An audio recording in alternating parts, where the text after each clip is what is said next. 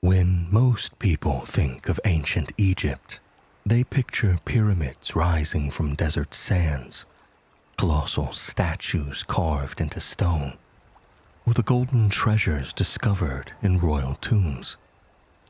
These monuments have become symbols of one of the most recognized civilizations in human history. Yet, the Egypt remembered today is only a fragment of a much larger world that existed for thousands of years along the banks of a single river. Ancient Egypt endured far longer than most civilizations. From the emergence of its first kings around 3100 BCE to the final disappearance of traditional pharaonic culture during the Roman era. Egyptian civilization lasted for more than 3 millennia. During that immense span of time, generations were born, worked, worshipped, traded, fought wars, built cities, raised families, and buried their dead. Entire dynasties rose and fell. Foreign powers arrived and departed. Religious traditions evolved. Languages changed. And the landscape itself shifted. For much of recorded history, the Egypt of the Pharaohs seemed almost beyond understanding. Travelers could see temples and pyramids, but the inscriptions covering their walls had become unreadable. The ancient language had been forgotten. The stories behind the monuments had faded into mystery. The civilization that built them had become, in many respects, a lost world. To understand how that world emerged, it is necessary to begin with geography. Ancient Egypt was shaped by environmental conditions, unlike those found almost anywhere else on Earth. The civilization's history cannot be separated from the landscape that sustained it, and at the center of everything stood the Nile River. Stretching thousands of miles from Central Africa to the Mediterranean Sea, the Nile is one of the longest rivers in the world. For ancient Egyptians, it was far more than a source of water. It was the very foundation upon which their entire society rested.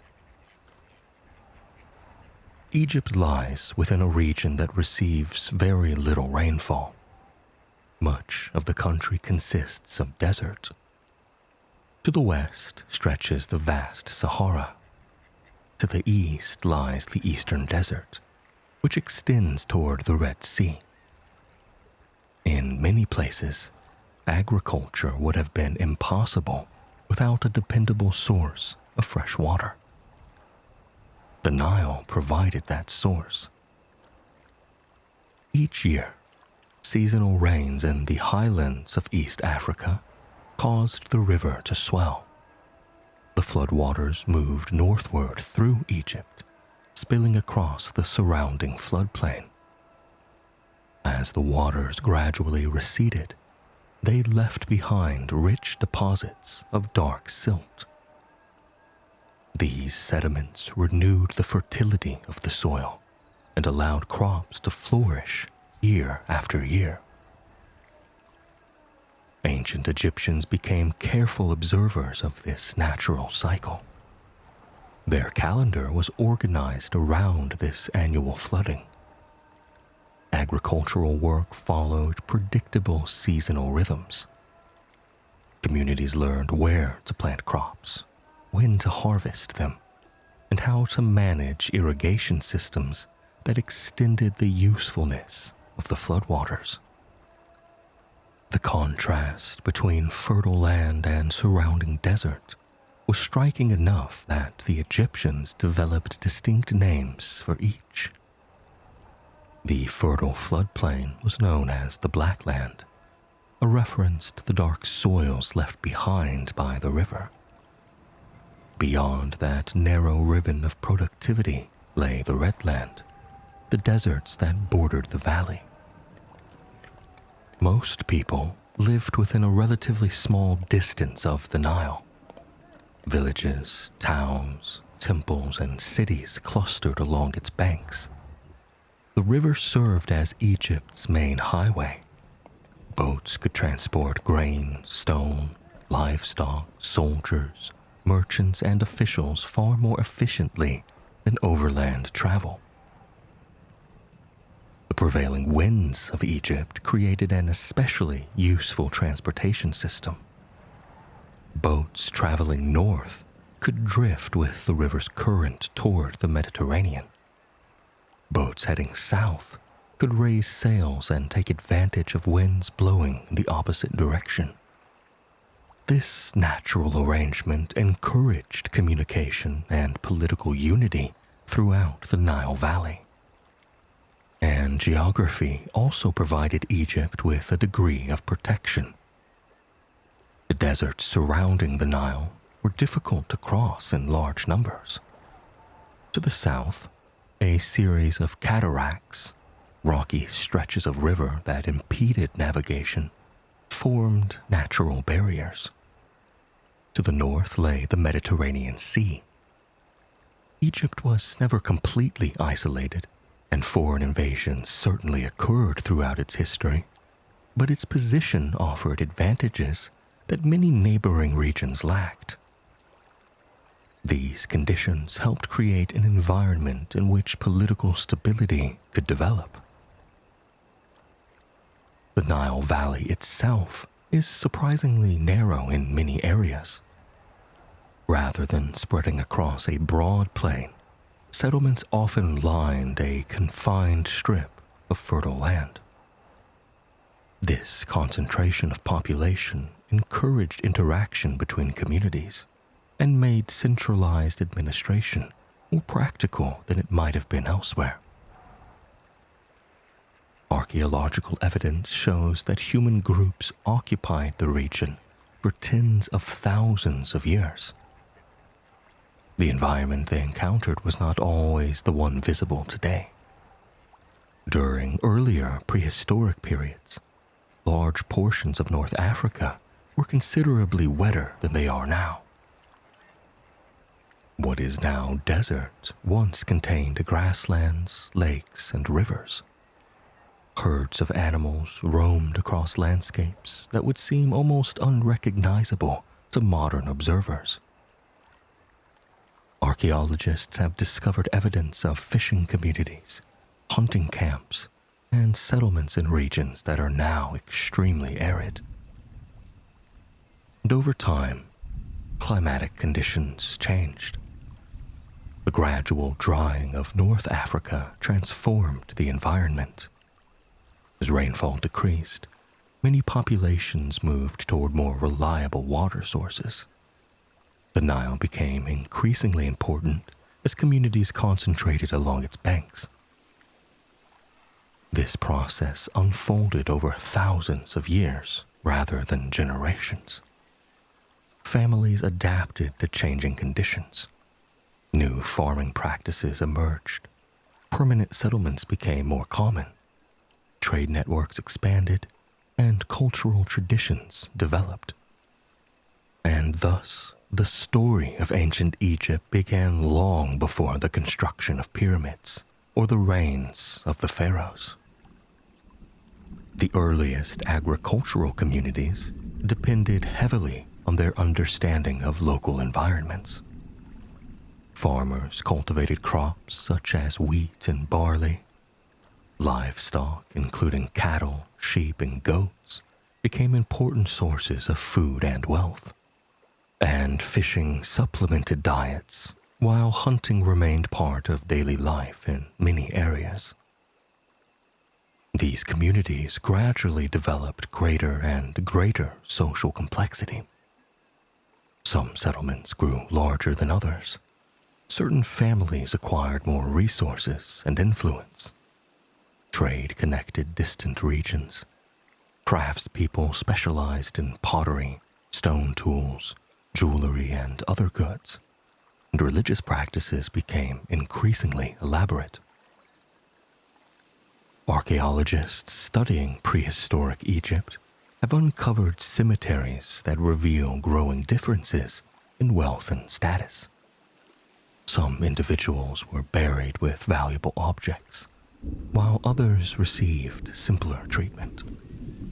Such evidence suggests that social hierarchies were already emerging long before the appearance of dynastic kingship. The Nile encouraged these developments in subtle ways. Reliable agricultural production made it possible for communities to support larger populations. Food surpluses freed some people from farming duties, allowing them to pursue specialized occupations. Leaders could organize labor, manage resources, and establish authority over larger territories. As settlements expanded, competition and cooperation both played important roles. Communities traded goods with one another. They exchanged raw materials unavailable in their immediate surroundings. Stone from distant quarries, shells from coastal regions, and luxury items from neighboring lands moved through growing networks of exchange. At times, rival groups likely competed for access to valuable resources, productive farmland, and strategic locations along the Nile. And over centuries, larger political units began to emerge. Regional cultures developed distinct identities. Different areas of the Nile produced characteristic styles of pottery, artwork, and burial customs. Some settlements evolved into centers of power that exercised influence over the surrounding communities. By the 4th millennium BCE, the foundations of a civilization were beginning to take shape. The Nile continued to bind these communities together. Boats carried both goods and ideas from one region to another. Religious symbols spread. Political leaders sought greater authority, and population growth accelerated social change. Gradually, the scattered settlements of prehistoric Egypt moved toward something new.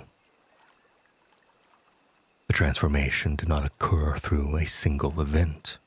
There was no moment when villagers suddenly became Egyptians.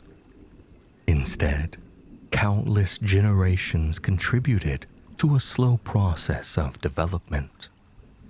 Farmers cultivating fields, traders traveling river routes, craftspeople refining their skills, leaders expanding their influence, and religious traditions growing increasingly sophisticated.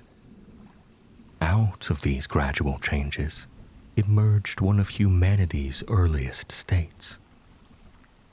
Later Egyptian traditions would describe a unified kingdom ruled by powerful kings whose authority extended from the Mediterranean coast to the southern reaches of the Nile Valley. The symbols of that kingdom would become familiar across the ancient world. Crowns, royal names, sacred rituals, and monumental architecture would define Egyptian civilization for thousands of years.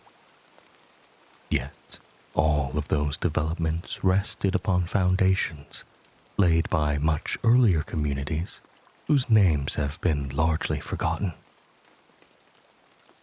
The annual floods continued to arrive.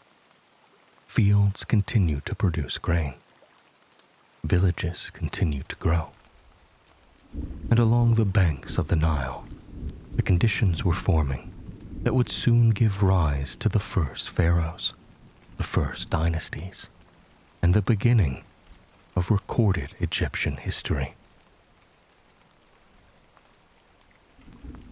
Even before the rise of pharaonic Egypt, long-distance exchange networks connected the Nile Valley to the surrounding regions.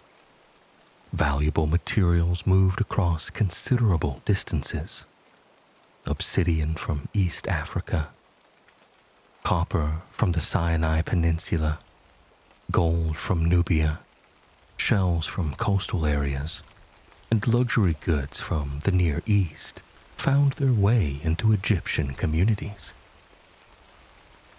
But these networks carried with them more than just physical goods. Ideas traveled alongside merchants and traders. Technology spread. Artistic styles influenced neighboring cultures.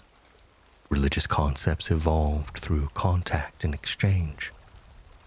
The Nile Valley was not isolated from the wider ancient world, even during its earliest stages of development. Several important regional cultures emerged during the 4th millennium BCE. In Upper Egypt, the southern portion of the Nile Valley, archaeologists identify cultures such as Badarian and Nakada. These societies are named after archaeological sites where their remains were first studied. Each phase reflects increasing levels of social organization, economic development, and cultural sophistication. The Badarian culture, which flourished before 4000 BCE, is known for finely crafted pottery, skilled stonework, and evidence of agriculture. Its people buried their dead with care and produced goods that suggest a growing appreciation for craftsmanship and status. The Nakada cultures that followed reveal even more dramatic changes.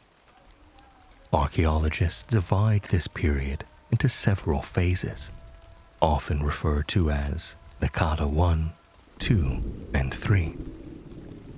Across these centuries, settlements expanded, trade intensified, and political authority became increasingly concentrated. Artwork from the Nakada period offers valuable insight into changing beliefs and social structures. Pottery decorations depict boats, animals, ritual scenes, and symbols that would later become important in dynastic Egypt. Some motifs hint at emerging religious traditions and concepts of sacred authority. Boats appear frequently in surviving artwork. This emphasis reflects the central role of river travel in Egyptian life. The Nile connected communities along its course and facilitated communication and trade, as well as political integration. Control of river routes would eventually become a major source of power. By the later Nakada period, certain settlements had become regional centers. Among the most significant were Hierakonpolis, Abydos, and Nakada itself. These communities exercised influence over surrounding territories and likely served as seats of emerging political authorities. Excavations reveal evidence of specialized production, administrative activity, and ceremonial practices associated with elite leadership. Hierakonpolis, located in Upper Egypt, has yielded particularly important discoveries. Large ceremonial structures, elite burials, decorative artifacts, and evidence of organized labor suggest a community far more complex than a simple farming village. Archaeologists have uncovered objects that display some of the earliest known examples of royal symbolism. Power in the Nile Valley was becoming increasingly centralized. Local leaders competed for influence over neighboring communities. Some may have controlled access to trade routes. Others likely commanded agricultural resources or religious institutions. Success in these struggles allowed certain regions to expand their authority. And conflict appears to have played a role in this process as well. Archaeological evidence includes fortified settlements and weapons, as well as artistic depictions that may represent warfare or political domination. Historians generally believe that competition among regional powers contributed to the emergence of larger political entities. This process was gradual and uneven. Smaller communities were absorbed into expanding territories. Alliances formed and dissolved. Influential leaders consolidated power over wider areas of the Nile Valley.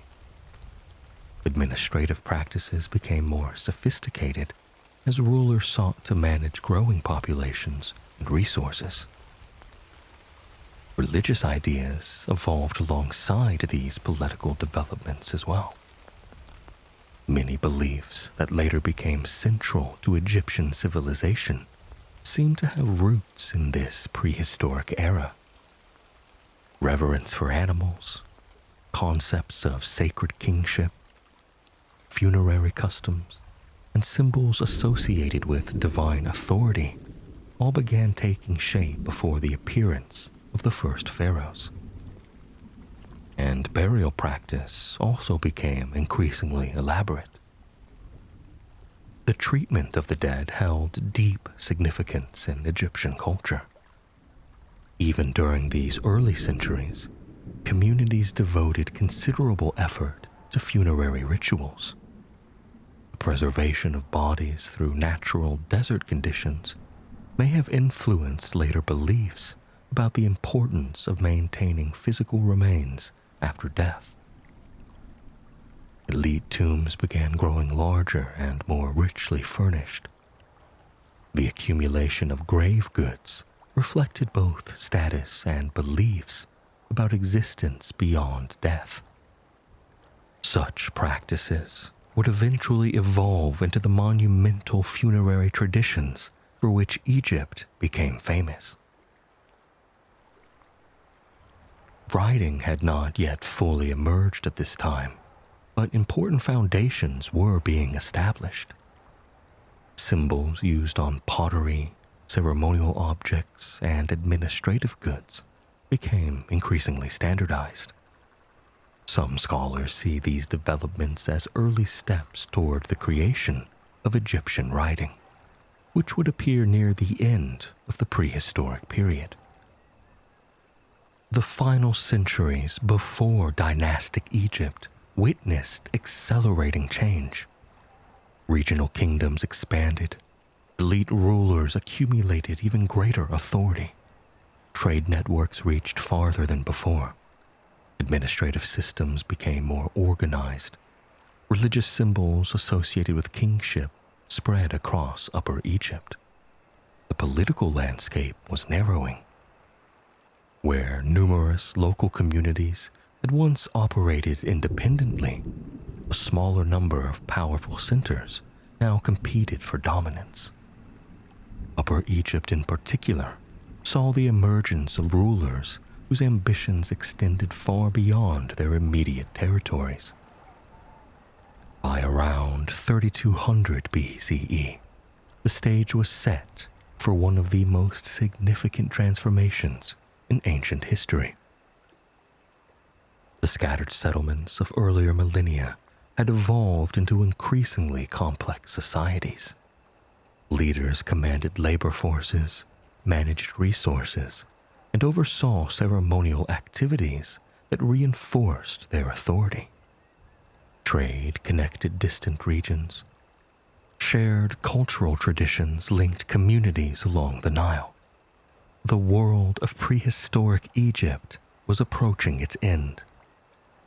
Ahead lay the creation of a unified kingdom, the emergence of the first dynasties, and the rise of rulers whose names would be remembered for thousands of years. The institutions they built would shape Egyptian civilization for centuries to come. For thousands of years, the story of Egypt had been preserved only through archaeology. Pottery fragments, burials, tools, and settlement remains provided clues about the past, but few written records existed. But around 3200 BCE, that began to change. Symbols used for administration, ownership, and ritual purposes gradually evolved into one of humanity's earliest writing systems. And this appearance of writing was closely connected to the growth of government. As rulers gained control over larger territories, they needed ways to track goods, track resources, identify officials, and communicate authority. Early Egyptian writing developed alongside the institutions of the emerging state. At first, these inscriptions were often brief and practical. Over time, they would become capable of recording everything from religious texts to royal achievements. But the rise of writing was only one sign that Egypt was entering a new era. Political power was becoming increasingly concentrated. Several regional kingdoms competed for dominance along the Nile, particularly in Upper Egypt. Archaeological evidence points to a handful of important centers that exercised influence over surrounding territories. Among the most significant were Hierakonpolis, Abydos, and Naqada. Each possessed advantages that helped support political growth. They controlled productive farmland. They occupied strategic locations along river routes. They participated in long-distance trade.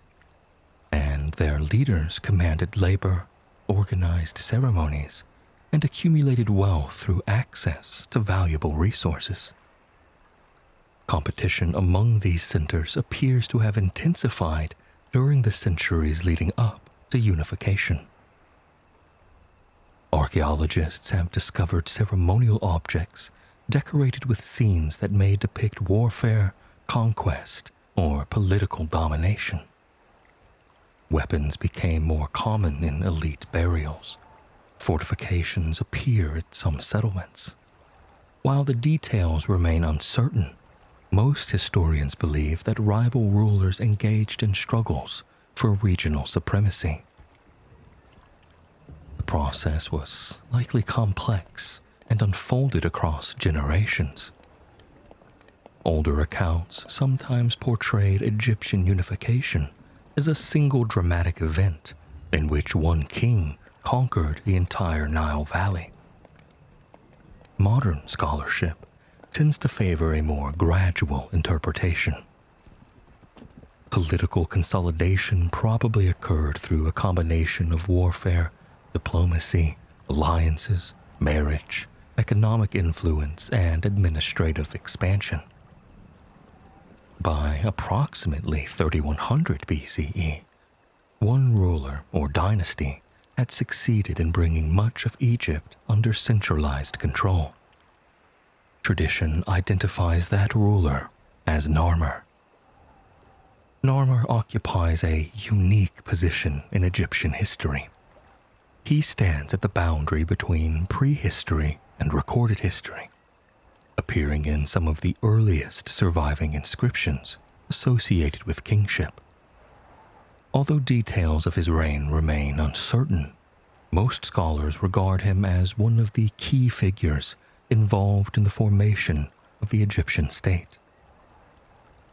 The most famous artifact associated with Narmer is the Narmer palette. Discovered in the late 19th century at Hierakonpolis, this ceremonial object is carved from dark stone and covered with symbolic imagery. On one side, Narmer is shown wearing the white crown of Upper Egypt while striking an enemy. On the other, he appears wearing the red crown of Lower Egypt. The imagery has long been interpreted as representing the unification of the two lands. Whether the palette records a specific historical event or symbolizes broader political authority remains a subject of debate. What is clear is that the object reflects a growing ideology of kingship centered on the ruler's ability to maintain order and exercise power over the entire country. The distinction between Upper and Lower Egypt requires some explanation. Upper Egypt occupied the southern portion of the Nile Valley. Because the Nile flows northward, Upper Egypt was considered upper despite being farther south. Its settlements lined the narrow river valley stretching toward Nubia. Lower Egypt occupied the northern delta region, where the Nile spread into multiple branches before reaching the Mediterranean Sea. This area contained fertile wetlands, extensive agricultural lands, and access to maritime trade routes. For centuries, these regions had developed somewhat independently. Each possessed its own traditions, political centers, and symbols of authority. The eventual union of Upper and Lower Egypt created one of the ancient world's earliest territorial states. This union became a central theme of Egyptian political identity. Throughout Egyptian history, pharaohs were often described as rulers of the two lands. Royal titles emphasized their authority over both regions. Symbols associated with Upper and Lower Egypt appeared together in official art and ceremonies. The concept of unity became deeply embedded within Egyptian ideology, and the king himself stood at the center of this system. Egyptian kingship differed from many later forms of monarchy. The ruler was not simply a political leader. He occupied a sacred position within Egyptian religion and society. Egyptians believed that the king played a vital role in maintaining the cosmic order. This concept was closely connected to an important Egyptian idea known as Ma'at. Ma'at represented order, balance, justice, and harmony. It was both a divine principle and a practical ideal. Egyptians believed that the universe functioned properly when Ma'at prevailed. Floods arrived on time, crops grew, society remained stable, and the gods received proper worship. The king's duty was to uphold this order.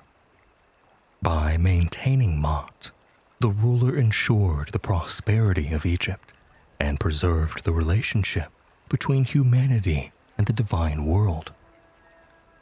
Political authority and religious responsibility were therefore inseparable.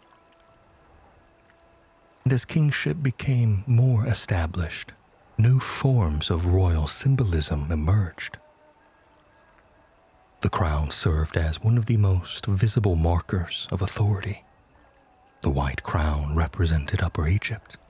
The red crown represented Lower Egypt. Images of rulers wearing both reinforced the idea of national unity. Other symbols carried similar meanings. The royal scepter, ceremonial mace, and various sacred animals became associated with kingship. Artistic conventions developed that portrayed rulers as larger and more powerful than ordinary people.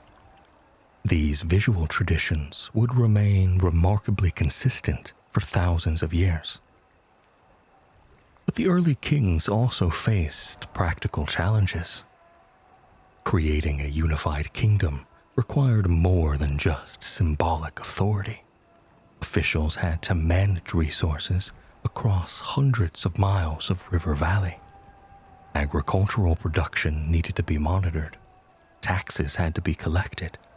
Labor projects required coordination, and trade routes needed protection. These demands encouraged the development of administration. The earliest Egyptian state relied upon a growing class of officials who carried out royal orders and managed local affairs. Scribes became increasingly important as writing expanded. Administrative centers recorded information about lands, goods, and labor obligations. This bureaucratic foundation would become one of Egypt's greatest strengths. Unlike many neighboring societies, Egypt developed administrative institutions capable of enduring political transitions and dynastic changes. The state became more than the personal domain of individual rulers. It evolved into a durable system that could organize vast resources across generations. Abydos emerged as a particularly important center during this period. Located in Upper Egypt, Abydos served as one of the earliest royal burial grounds. Archaeologists have uncovered tombs belonging to several of Egypt's earliest kings. These burials reveal growing sophistication in royal funerary practices and provide valuable insight into the development of dynastic traditions. The tombs themselves became statements of power. Elite rulers invested significant resources in their construction. Grave goods included luxury items, imported materials, ceremonial and religious objects, and evidence of extensive labor organization. Such burials reinforced the ruler's status both in life and in death. And religion played an increasingly important role in legitimizing this authority. Many local deities remained important, but royal ideology emphasized connections between kingship and the divine realm. The king was viewed as possessing a special relationship with the gods and acting as an intermediary between the divine and the human worlds. These beliefs only strengthened political unity. Subjects living hundreds of miles apart could recognize a common ruler whose authority was presented as sacred and universal. Religious ceremonies reinforced loyalty to the state while providing shared cultural traditions. Trade continued to expand during the early dynastic period. Egypt maintained connections with Nubia to the south, the Sinai Peninsula to the northeast, and regions of the Near East beyond its borders. Valuable materials entered the kingdom through these networks, including copper, precious stones, timber, and luxury goods. The state's ability to control and distribute such resources further enhanced royal authority. Foreign trade brought prestige. Monumental projects demonstrated organizational capability. Agricultural surpluses supported specialized craftsmen and officials. Together, these developments strengthened the foundation of centralized rule.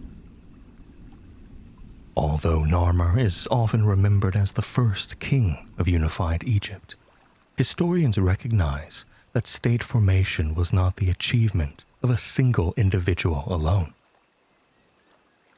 Several rulers likely contributed to the process. Early dynastic kings built upon institutions that had been developing for generations. Political consolidation required sustained effort over decades, rather than a single military campaign. Even the identity of Egypt's first ruler remains a subject of scholarly discussion. Ancient king lists mention a ruler named Menes as the founder of the unified kingdom.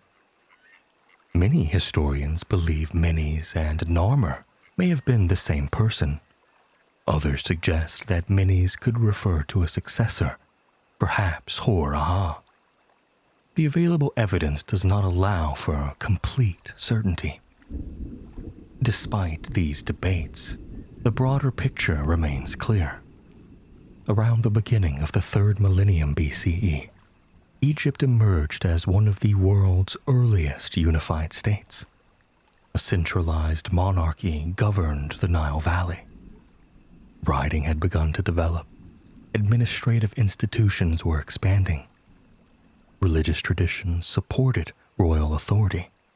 And political unity connected Upper and Lower Egypt under a shared system of rule.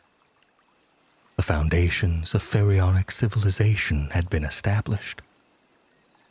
The centuries ahead would see these institutions grow stronger. Kings would command ever larger labor forces. Monumental architecture would reshape the very landscape. Government administration would become increasingly sophisticated. And religious traditions would expand in scale and influence. The age of the first kings had created a framework that would endure for thousands of years. The unification of Egypt marked the beginning of a new chapter in human history. For the first time, nearly the entire length of the Nile Valley was governed by a single royal authority. The rulers who followed Narmer inherited not just a kingdom, but the challenge of turning political unity into a lasting system of government. A crown could symbolize authority, but symbols alone could not manage harvests, organize labor, settle disputes, or maintain control over a territory stretching hundreds of miles from south to north. The centuries following unification were therefore a period of construction in the broadest sense. Long before the Great Pyramids arrived on the horizon, Egypt's rulers were building institutions. They were creating administrative systems, strengthening royal authority, organizing religious traditions, and developing the foundations of a state that would become one of the most durable in ancient history. Historians refer to this era as the early dynastic period, encompassing the first and second dynasties. It lasted roughly from 3100 BC to 2686 BC, and served as the bridge between prehistoric Egypt and the civilization that would later produce the great monuments of the Old Kingdom. The earliest dynastic rulers faced a challenge familiar to many newly unified states.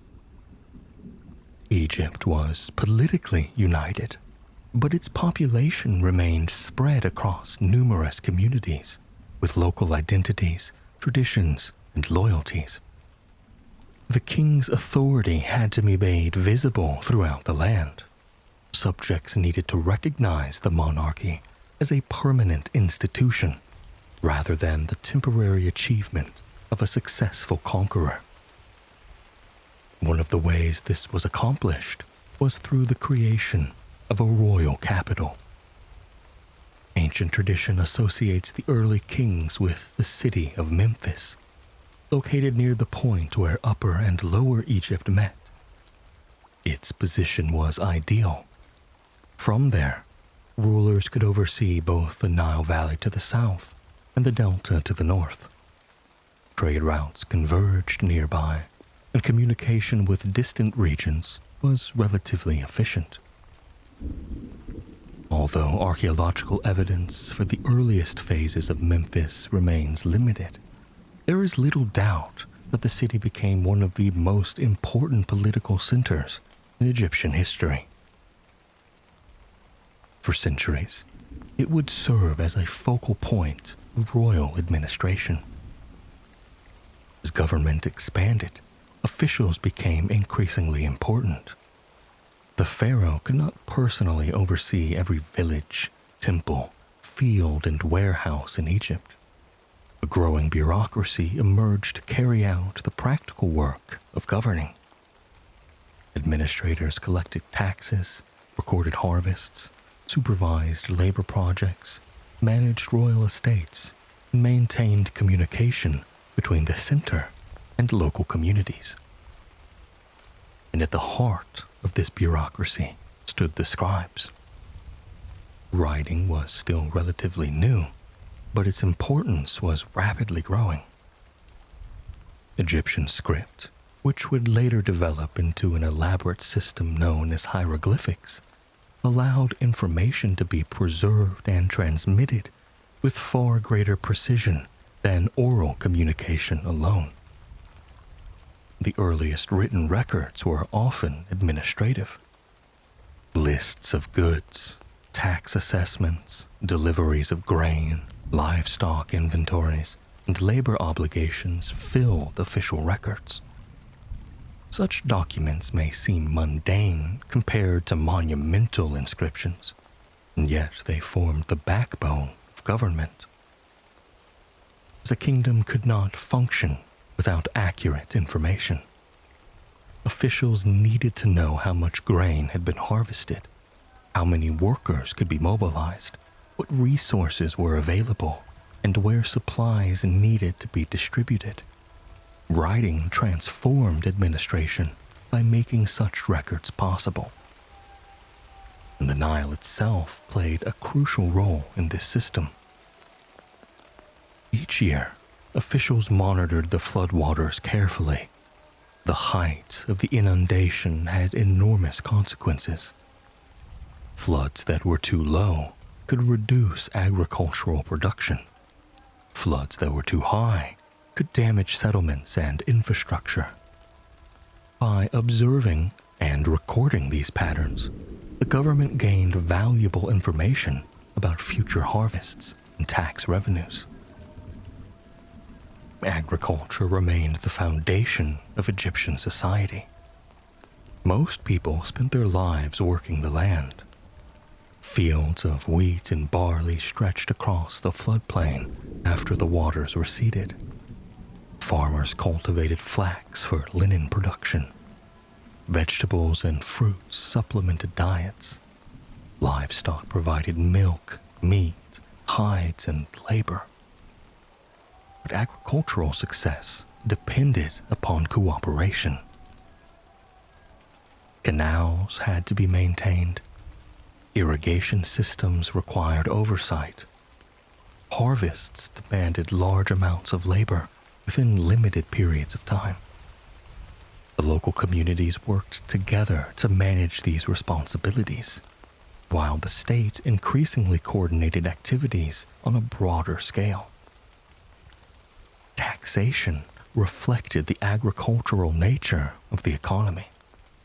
Farmers typically paid taxes through goods rather than coinage, which did not yet exist in Egypt. Grain was especially important.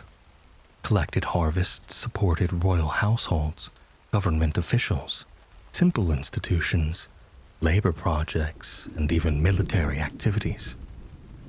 And so storage facilities became a vital part of the state. Granaries allowed surplus food to be accumulated during productive years and distributed when necessary. Control over these resources strengthened royal authority, while helping stabilize society against periodic fluctuations in agricultural output.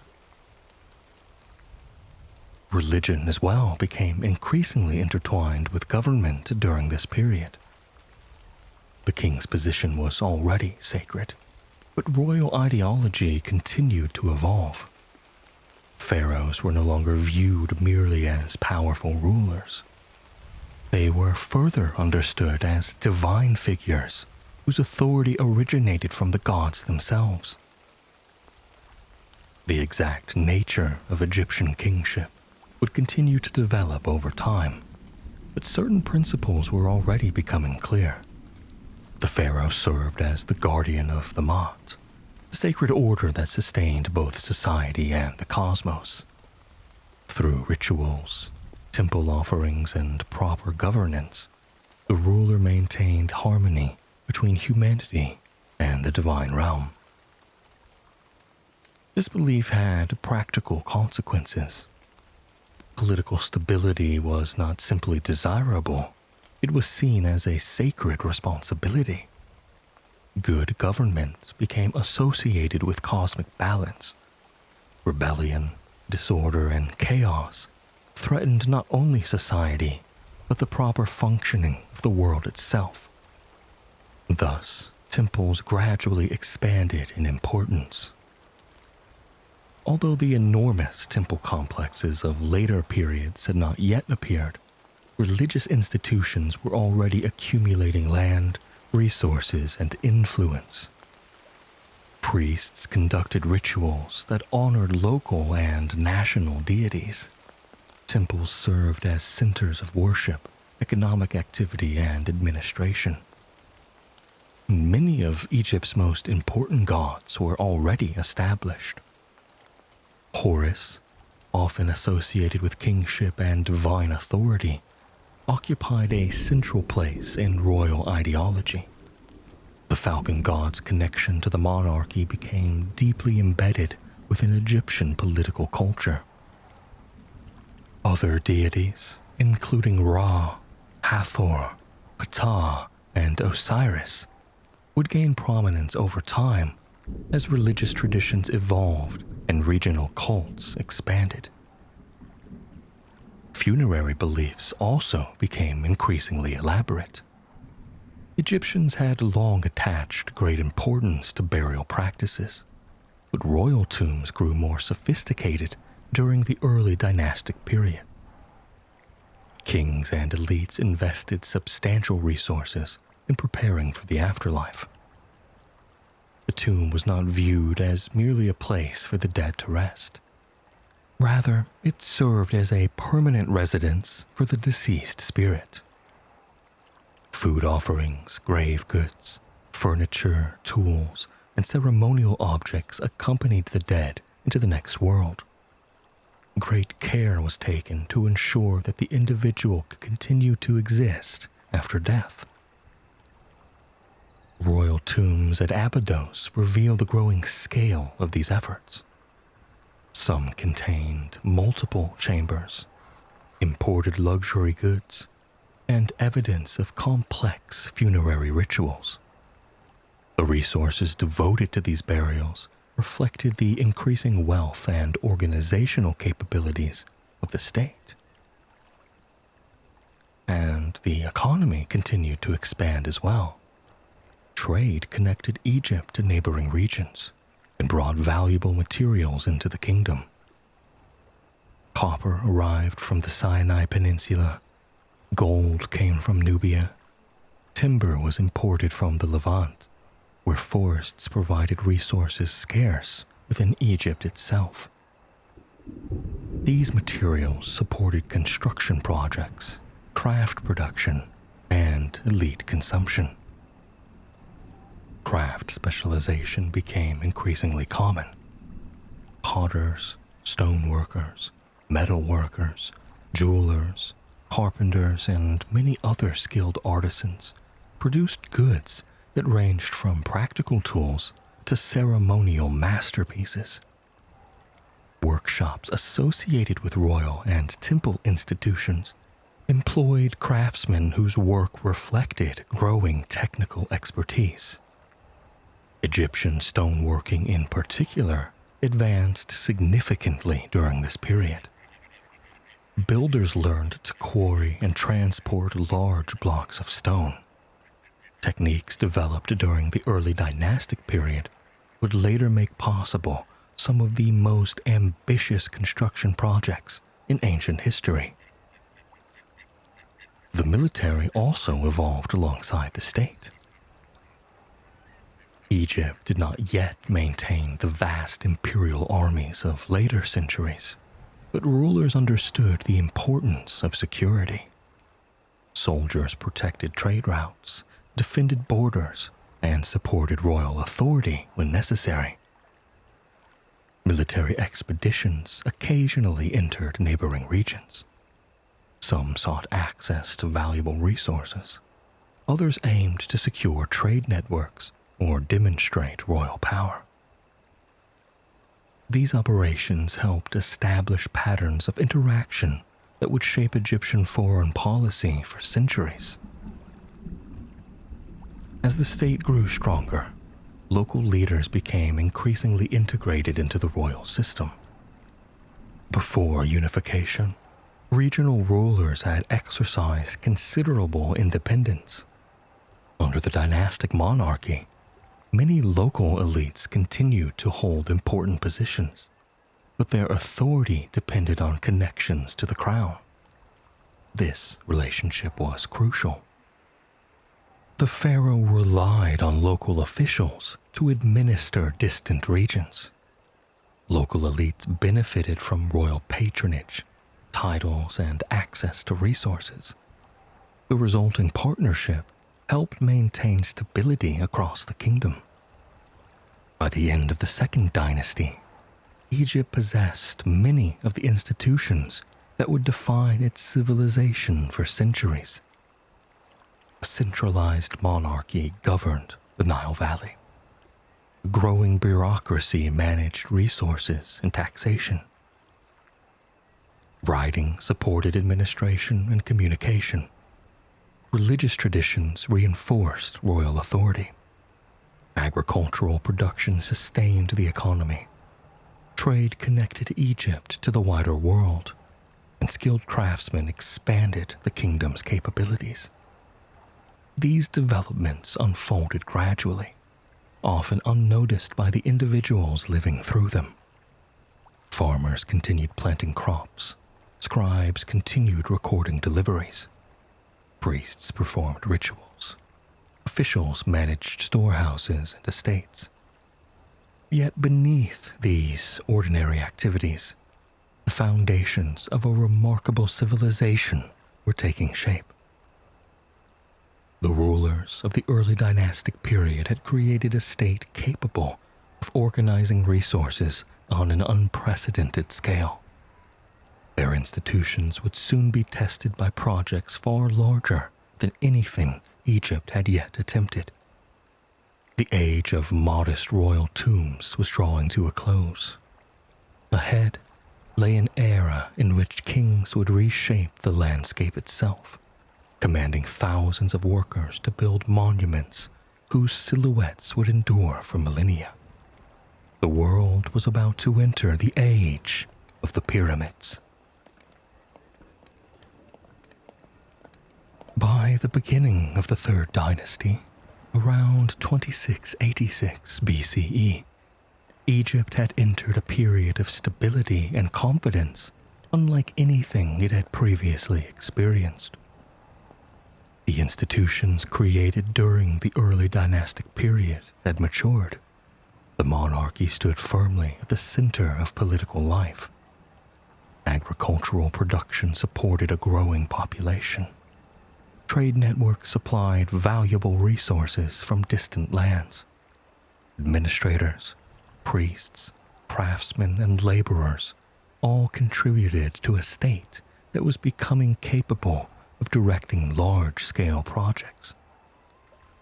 This era, known today as the Old Kingdom, would later be remembered as the first great age of Egyptian civilization. It was during these centuries that Egypt produced some of its most famous monuments. Massive pyramids rose above the desert edge. Royal tomb complexes expanded in size and sophistication. Stone architecture reached levels of precision that continue to inspire admiration thousands of years later.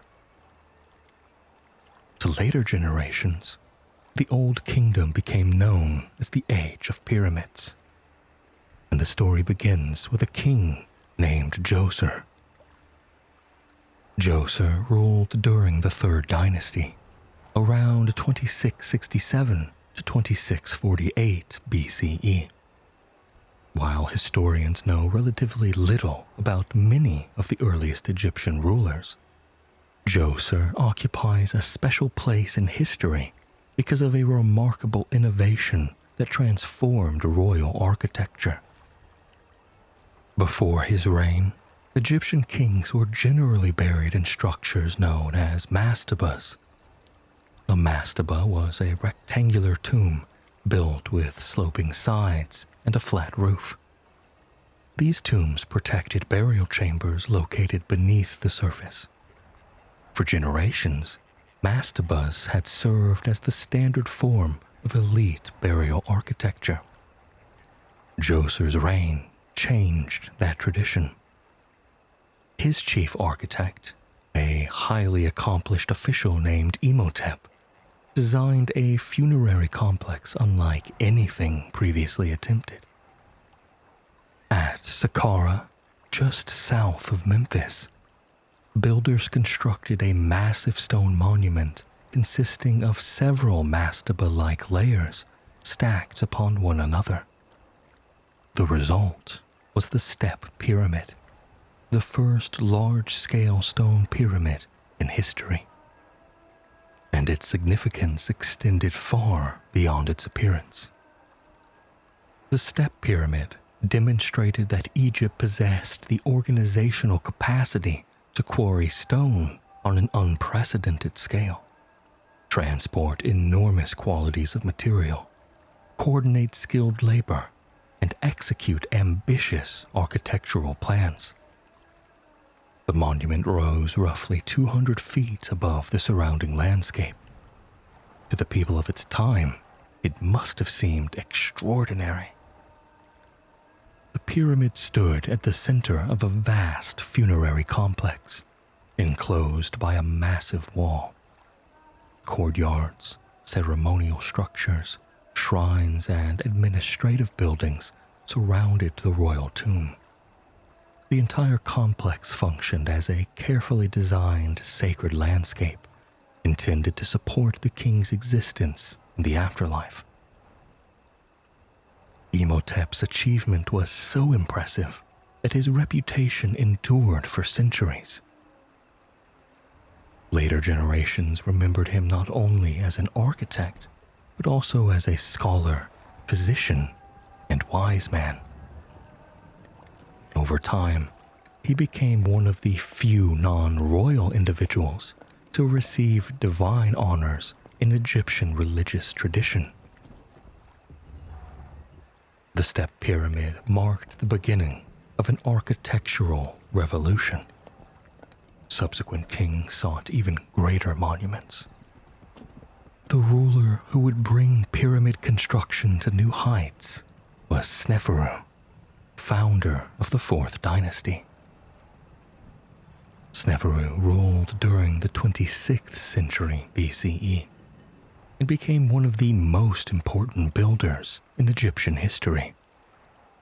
Rather than constructing a single pyramid, Sneferu oversaw multiple major projects.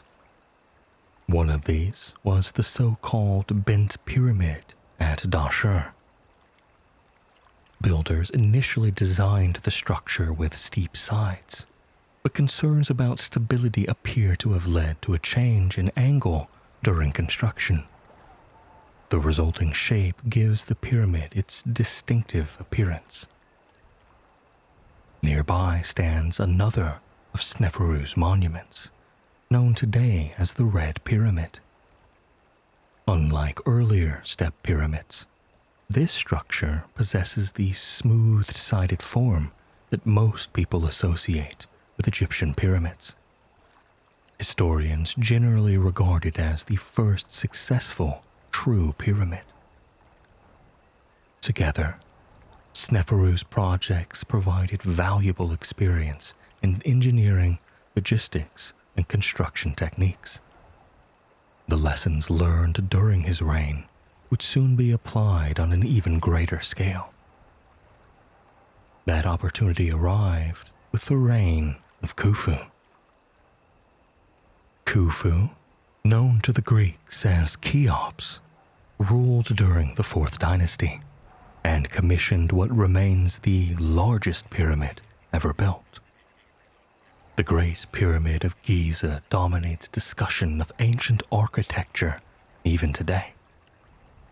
Originally standing about 481 feet tall, it remained the tallest human-made structure in the world for nearly 4,000 years. Its construction required an immense investment of labor, resources, planning, and technical expertise. For centuries, popular imagination has surrounded the Great Pyramid with myths and speculation. Some older theories suggested that enslaved laborers built the monument under brutal conditions, but modern archaeological evidence paints a different picture. Excavations near Giza have uncovered workers' settlements, bakeries, storage facilities, and cemeteries associated with pyramid construction. These discoveries indicate that much of the workforce consisted of Egyptian laborers organized into rotating teams. Many were likely farmers who participated in construction projects during the annual flood season, when agricultural work was temporarily reduced. This system made practical sense. During the inundation, fields lay underwater, and large number of workers became available. The state could mobilize labor, provide food, housing, and equipment, and direct these workers toward monumental projects. But this workforce included far more than laborers alone. Stone cutters quarried blocks, engineers planned construction methods, surveyors measured alignments, boat crews transported materials, craftsmen produced tools and equipment, and administrators tracked supplies and labor assignments. The pyramid represented the combined effort of an entire society. The precision of the structure remains remarkable. The Great Pyramid consists of millions of stone blocks, many weighing several tons. Its sides align closely with the cardinal directions. Achieving such accuracy required sophisticated surveying techniques and very meticulous planning. Although historians continue to debate specific construction methods, there is broad agreement that Egyptian builders relied upon practical engineering solutions developed through experience and experimentation. No evidence supports claims that supernatural forces or lost advanced civilizations were responsible. No, that achievement alone belongs to the ancient Egyptians themselves. Khufu's successors continued the tradition. His son Khafre built the second Great Pyramid at Giza, and nearby stands the Great Sphinx, one of the most recognizable monuments in the world. Carved directly from bedrock, the Sphinx combines a lion's body with a human head, likely representing the king. It served both symbolic and religious functions within the broader funerary landscape. The third major pyramid at Giza belongs to Menkaure. Though smaller than those of Khufu and Khafre, it remains an impressive monument. Together, the three pyramids formed part of an extensive complex of temples, causeways, subsidiary tombs, and ceremonial spaces. The Giza Plateau became a powerful statement of royal authority. These monuments demonstrated the ability of the state to organize vast resources. They reflected religious beliefs concerning kingship, death, and the afterlife, and they reinforced the idea that the pharaoh occupied a unique position between humanity and the gods. To understand why such projects were undertaken, it is necessary to consider Egyptian views of death. The Egyptians did not see death as an ending in the modern sense. They believed that human beings possessed multiple spiritual components. Survival after death depended upon proper burial, preservation of the body, ritual offerings, and continued remembrance. And the king's afterlife held particular significance. As a divine ruler, the pharaoh's successful transition into the next world was believed to help maintain cosmic order. Funerary monuments therefore served religious purposes that extended beyond personal commemoration. The pyramid itself may have symbolized several interconnected ideas. Some scholars connect its shape to rays of sunlight descending from the sky. Others emphasize links to creation myths involving sacred mounds emerging from primordial waters. These interpretations are not necessarily contradictory. Egyptian religious symbolism often allowed multiple meanings to exist. Religion permeated nearly every aspect of Old Kingdom society. Temples honored a growing pantheon of gods. Priests performed daily rituals. Festivals connected local communities to sacred traditions. And offerings sustained relationships between humans and divine beings. Among the most important deities was Ra, the sun god. During the Old Kingdom, the cult of Ra gained increasing prominence. Kings began emphasizing their connection to the solar deity, reinforcing the sacred nature of royal authority. The Fifth Dynasty saw the construction of dedicated sun temples alongside traditional funerary monuments. These developments reflected evolving religious ideas while preserving older traditions. Beneath the grandeur of royal monuments lived the vast majority of Egypt's population. Most Egyptians remained farmers. Their lives followed seasonal cycles shaped by the Nile. The year was divided into 3 agricultural seasons: inundation, planting, and harvest. Families lived in mud brick houses that offered protection from the heat. Villages varied in size, but most were closely connected to surrounding farmland. Daily life involved tending crops, caring for livestock, preparing food, maintaining homes, and participating in community activities.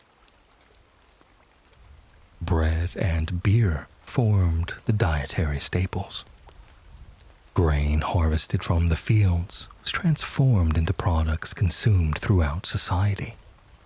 Vegetables, fruits, fish, and occasionally meat supplemented the diet.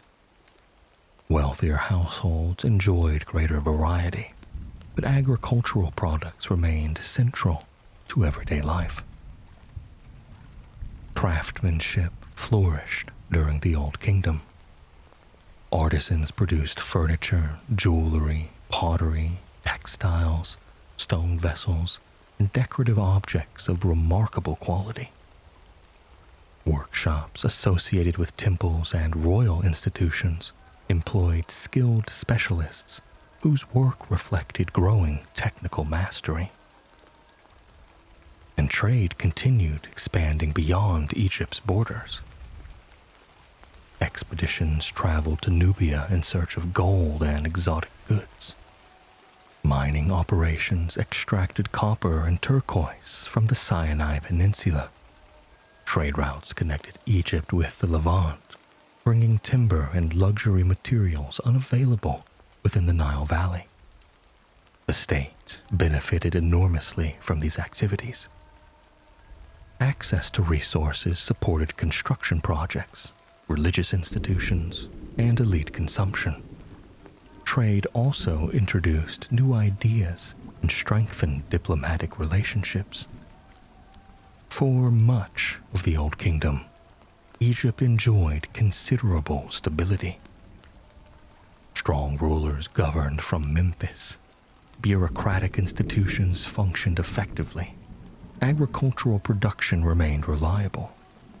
Monumental construction reflected confidence in the state's capabilities. Yet, success carried its own challenges. The enormous resources devoted to royal monuments required extensive administrative coordination. Powerful officials accumulated influence. Provincial governors managed increasingly important local territories, and religious institutions acquired land and wealth. Over time, these developments would alter the balance between the monarchy and the broader elite. The signs of future difficulties were not yet obvious. The pyramid still dominated the landscape. Royal authority remained strong. The Old Kingdom appeared secure. Yet, beneath the surface, changes were underway that would eventually test the institutions built over centuries of growth and prosperity. The Great Pyramids of Giza stood above the desert, their immense limestone surfaces gleaming beneath the Egyptian sun.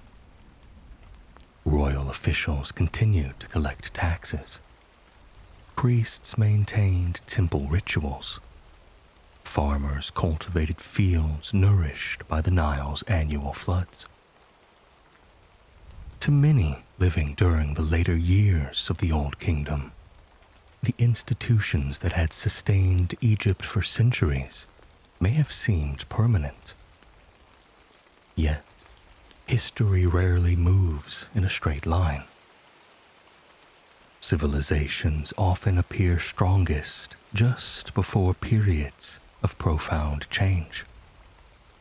The Old Kingdom, which had produced some of the most ambitious monuments in human history, gradually entered a period of strain. This transformation would not happen suddenly. There was no single catastrophe that brought an immediate end to the age of the pyramid builders. Instead, a combination of environmental pressures, political developments, economic challenges, and shifting balances of power slowly weakened the foundations of centralized rule. By the late 6th dynasty, around the 23rd century BCE, Egypt faced difficulties unlike those experienced during its earlier centuries of stability. One important factor involved the growing power of provincial officials. As the Egyptian state expanded, local administrators had become increasingly important. These officials, often known today as nomarchs, governed administrative districts called nomes. Originally, their authority depended heavily upon royal appointment and oversight. Over time, however, many provincial families accumulated considerable wealth and influence. Positions that had once been tied closely to the crown became hereditary. Powerful local leaders established enduring family networks, controlled significant agricultural resources, and exercised authority within their own regions. This development was not necessarily harmful at first. Strong local administration helped govern a large kingdom. Provincial officials managed irrigation systems, organized labor, maintained order, and represented royal authority far from the capital. The problem emerged when local power began to rival central authority. As influential families strengthened their regional positions, the pharaoh's ability to direct the entire kingdom gradually weakened. Resources that might once have flowed primarily toward the royal court increasingly remained under local control. At the same time, royal construction projects had consumed enormous amounts of resources over generations. The pyramids themselves did not bankrupt Egypt, as was once sometimes suggested, but maintaining royal mortuary cults, temple endowments, administrative systems, and elite institutions required continual support. Large amounts of agricultural land and wealth had been dedicated to religious foundations associated with deceased kings. These arrangements reflected deeply held religious beliefs. The funerary cults ensured that former rulers would continue receiving offerings in the afterlife. Priests performed rituals, maintained temple properties, and oversaw estates dedicated to sustaining these sacred obligations. Over centuries, however, the accumulation of such commitments may have reduced the resources directly available to the central government. Environmental conditions added further complications. Evidence from geological studies, climate research, and historical records suggest that Egypt experienced a period of reduced Nile flooding toward the end of the Old Kingdom. The precise timing and severity remain subjects of investigation, but there is broad agreement that environmental stress played a role in the challenges of the era. The Nile's annual inundation formed the foundation of Egyptian agriculture. When the floodwaters were sufficient, fertile fields produced harvests in abundance. And on the other hand, when floods were unusually low, agricultural output declined.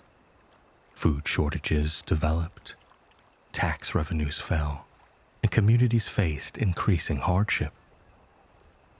For a society so dependent upon predictable flood cycles, even relatively moderate disruptions could have significant consequences.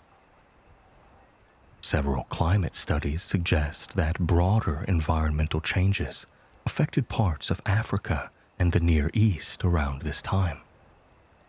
Drier conditions appear to have influenced multiple regions, contributing to periods of instability across the ancient world. Egypt was not immune to this, as agricultural difficulties combined with political decentralization. Confidence in the traditional systems began to erode. The reign of Pepi II illustrates some of these challenges. Pepi II ruled during the 6th dynasty and is often associated with one of the longest reigns in recorded history. Ancient sources suggest he may have governed for many decades, though exact figures remain uncertain. A lengthy reign could provide stability, but it could also create complications.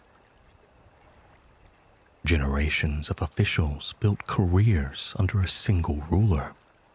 Potential successors aged and died before inheriting power. Administrative structures evolved. Local elites accumulated influence. By the end of Pepi II's reign, the political landscape differed considerably from that of earlier centuries. Following his death, the monarchy struggled to maintain the same degree of authority. The centralized state that had directed pyramid construction and governed the Nile Valley for centuries gradually fragmented. This transition ushered in what historians call the First Intermediate Period. The term intermediate period was coined by modern historians to describe eras between major phases of centralized rule. Earlier scholars often portrayed these periods as ages of chaos and decline, while modern research presents a more nuanced picture. Political fragmentation certainly occurred. Multiple rulers claimed authority. Regional centers exercised greater independence. Competing dynasties emerged in different parts of Egypt, and national unity weakened. Yet life did not simply collapse. The farmers continued working in their fields. Craftsmen continued producing their goods. Religious practices endured, and local governments often remained effective within their own territories. For ordinary people, the experience of political fragmentation varied greatly depending upon location and circumstance. Some regions appear to have suffered economic hardship and instability, while others maintained relative prosperity. Archaeological evidence suggests that local communities often adapted successfully to changing conditions.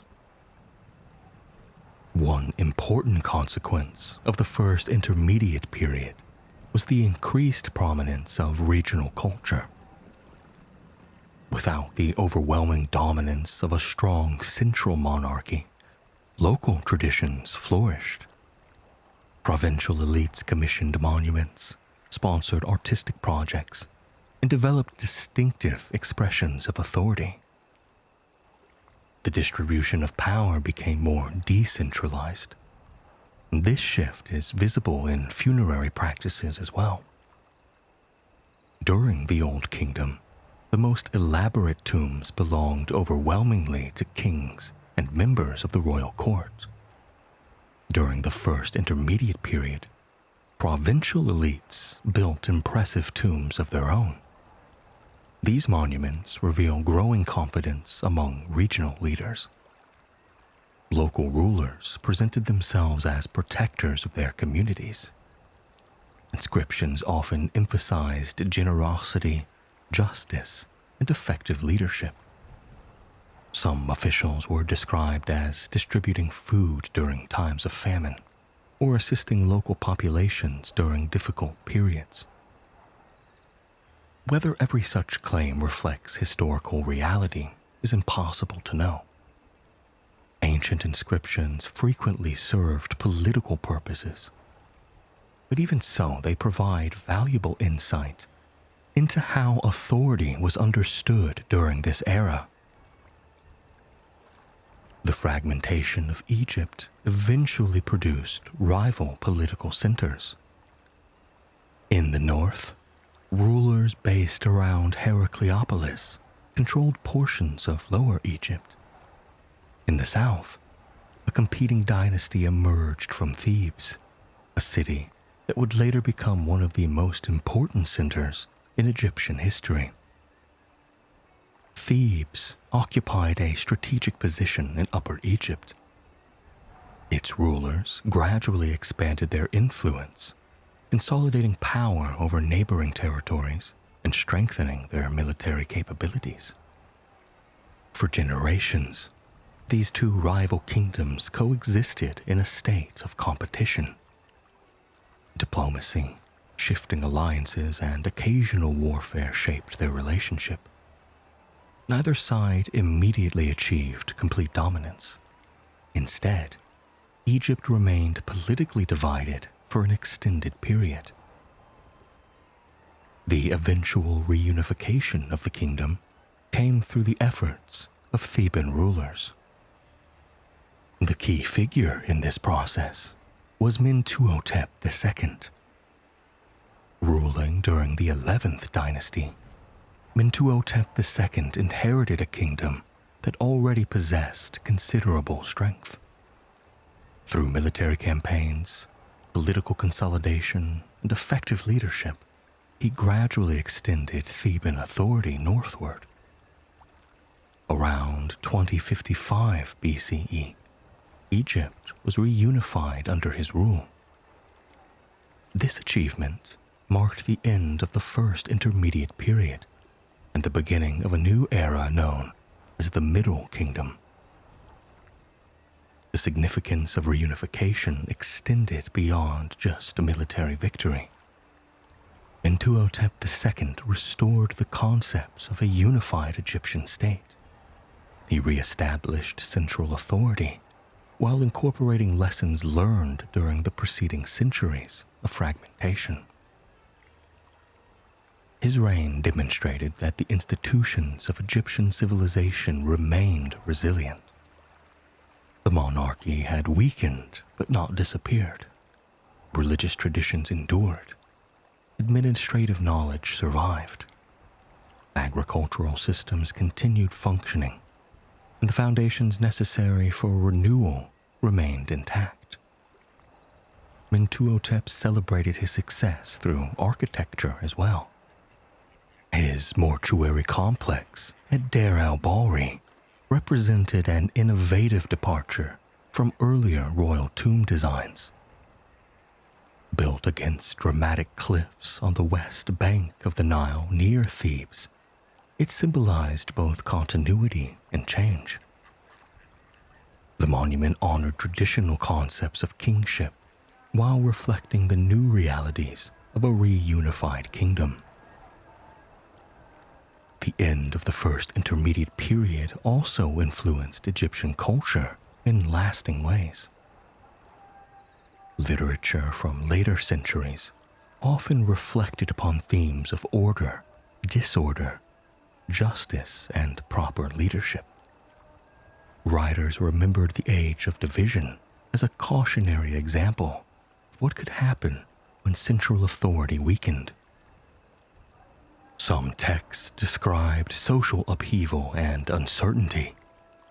Others emphasized the importance of wise rulers who maintained Ma'at, the cosmic and social order upon which Egyptian civilization depended.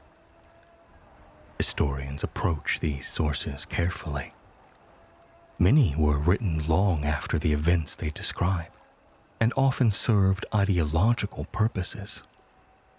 They reveal as much about later Egyptian values as they do about the first intermediate period itself. Even so, they demonstrate that the experience left a deep impression on Egyptian historical memory. The collapse of the Old Kingdom was a transformation of Egyptian civilization, not its end. Political fragmentation exposed weaknesses within the old system. Environmental pressures challenged traditional institutions. Regional leaders gained influence, and new forms of authority emerged. Out of these changes came renewal. The reunification achieved by Mentuhotep II opened the door to one of the most remarkable periods in Egyptian history. The rulers of the Middle Kingdom would build upon both the successes and failures of their predecessors. They inherited a civilization that had survived its first great crisis. The pyramids still stood, the Nile still flowed, and the temple still welcomed worshippers. Egypt was ready to begin again. When Mentuhotep II reunified Egypt around 2055 BCE, he restored the idea that the Nile Valley could once again function as a single kingdom under a single crown. The political divisions of the first intermediate period had lasted for generations. Entire communities had grown accustomed to local rulers exercising considerable independence. Rebuilding a centralized state required patience and organization, as well as a careful balance between royal authority and regional interests. The rulers who followed Mentuhotep inherited both opportunities and challenges. The Old Kingdom had demonstrated the power of centralized government, but its eventual collapse had exposed weaknesses in that system. The new rulers of Egypt sought to avoid repeating those same mistakes. Rather than simply recreating the institutions of the Pyramid Age, they adapted them. The result was the Middle Kingdom, a period that lasted roughly from 2055 BCE to 1650 BCE, and is often regarded by historians as one of the most successful eras in Egyptian history. Later Egyptians looked back on the Middle Kingdoms with particular admiration. Its rulers were remembered as capable kings. Its literature became highly respected. Its artistic traditions influenced generations of craftsmen. Its government proved effective enough to maintain stability while supporting economic growth, cultural achievement, and military expansion. The first phase of this renewal unfolded under the 11th dynasty, centered in Thebes. Located in Upper Egypt, Thebes had risen from a regional power to the capital of a reunified kingdom. The city occupied an advantageous position along the Nile and would remain one of Egypt's most important religious and political centers for centuries. The kings of the 11th dynasty worked to strengthen royal authority while avoiding excessive dependence on powerful provincial families. This task required careful administration. The regional governors, or nomarchs, who had gained influence during the first intermediate period, could not simply be ignored. Many controlled significant resources and enjoyed strong local support. Instead of immediately stripping them of power, the monarchy gradually reasserted control through appointments, administrative reforms, and strategic alliances. And over time, the balance shifted back toward the central government. A major turning point came with the rise of the 12th dynasty, which many historians consider the high point of the Middle Kingdom. Its founder was Amenemhat I. The exact circumstances of Amenemhat's rise remain somewhat unclear. He may have served as a high-ranking official before becoming king. Whatever his origins, he proved to be a capable ruler who focused on strengthening the state and securing the kingdom's future. One of his most significant decisions involved the location of the royal residence. Rather than ruling from Thebes, Amenemhat established a new capital in the region near the boundary between Upper and Lower Egypt. This location allowed the monarchy to oversee both parts of the kingdom more effectively and reinforced the idea of national unity. Amenemhat also introduced reforms that helped stabilize the succession. The transition between rulers had often created uncertainty in ancient states. To reduce this risk, he associated his son Senusret I with him as co-ruler during part of his reign. This practice of co-regency, in which two rulers governed simultaneously, became an important feature of Middle Kingdom politics. It helped ensure continuity and reduced the likelihood of succession disputes. The 12th dynasty produced several capable rulers who expanded upon these foundations. Kings such as Senusret I, Senusret II, and Amenemhat III strengthened administration, improved infrastructure, expanded Egypt's influence abroad, and oversaw periods of prosperity. Their reigns reflected a more mature form of kingship than that of the Old Kingdom. Thus, the pharaoh remained a sacred figure responsible for maintaining Maat, but royal ideology placed greater emphasis on effective governance. Inscriptions increasingly portrayed kings as protectors of their people, guardians of justice, and providers of stability. This image reflected practical concerns. The lessons of the First Intermediate Period remained fresh in Egypt's historical memory. Good government was not simply an abstract ideal. It was seen as essential to preventing the return of disorder. Agriculture continued to form the foundation of Egyptian life. As always, the Nile's annual floods determined the rhythm of the year. Farmers planted crops after the waters receded and harvested them before the next inundation arrived. Wheat and barley remained staple crops, while flax supported textile production. The government devoted considerable attention to improving agricultural productivity. Irrigation systems were maintained and expanded. Canals facilitated water management and transportation. Administrative records tracked agricultural output with increased sophistication. One particularly important region was the Fayum. Located west of the Nile Valley, the Fayum Depression offered opportunities for agricultural expansion through water management projects. During the Middle Kingdom, efforts were made to improve irrigation and increase cultivation in the area. These projects reflected the state's growing ability to modify landscapes in support of economic goals. And the benefits extended beyond food production.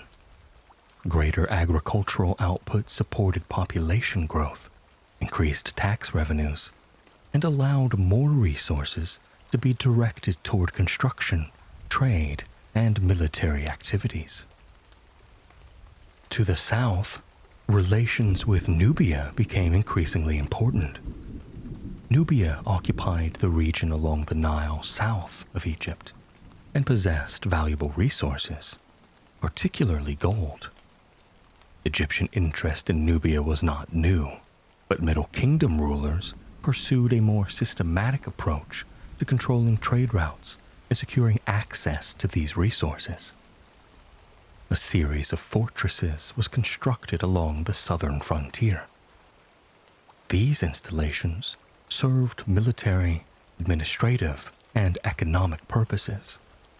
They monitored movement along the river, protected trade, and projected Egyptian authority into contested regions. Some of these forts were impressive structures, complete with walls, towers, storage facilities, and garrisons. Their construction demonstrates the organizational capabilities of the Middle Kingdom state. Military development became even more important during this period. The armies of the Middle Kingdom were generally larger and more professional than those of earlier eras. Soldiers protected borders, participated in expeditions, and supported royal authority.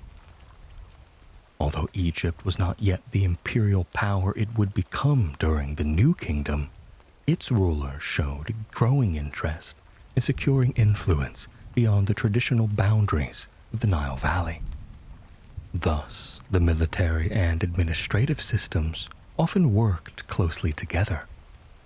Conquered territories required oversight, trade routes needed protection, and fortresses demanded supplies, while government officials coordinated many aspects of these operations.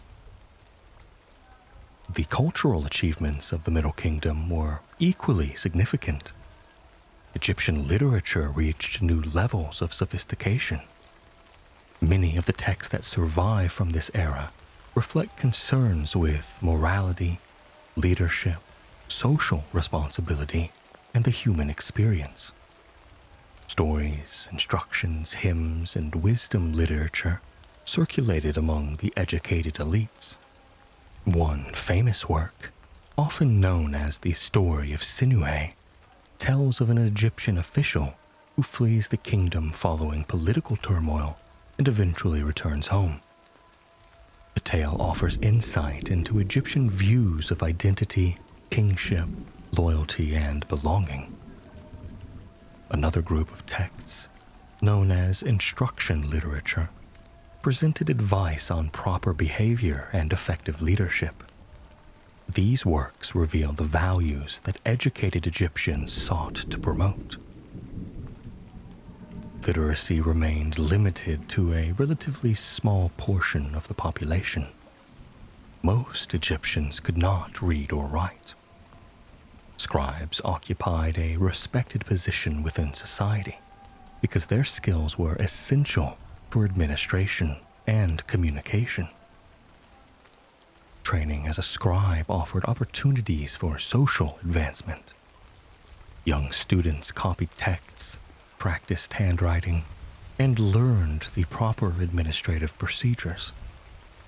Success in this could lead to careers in government or royal service. Art also evolved during the Middle Kingdom. Artists continued to follow many traditional conventions, but subtle changes appeared in sculptures, paintings, and architecture. Royal portraits became somewhat more realistic than those of the earlier periods.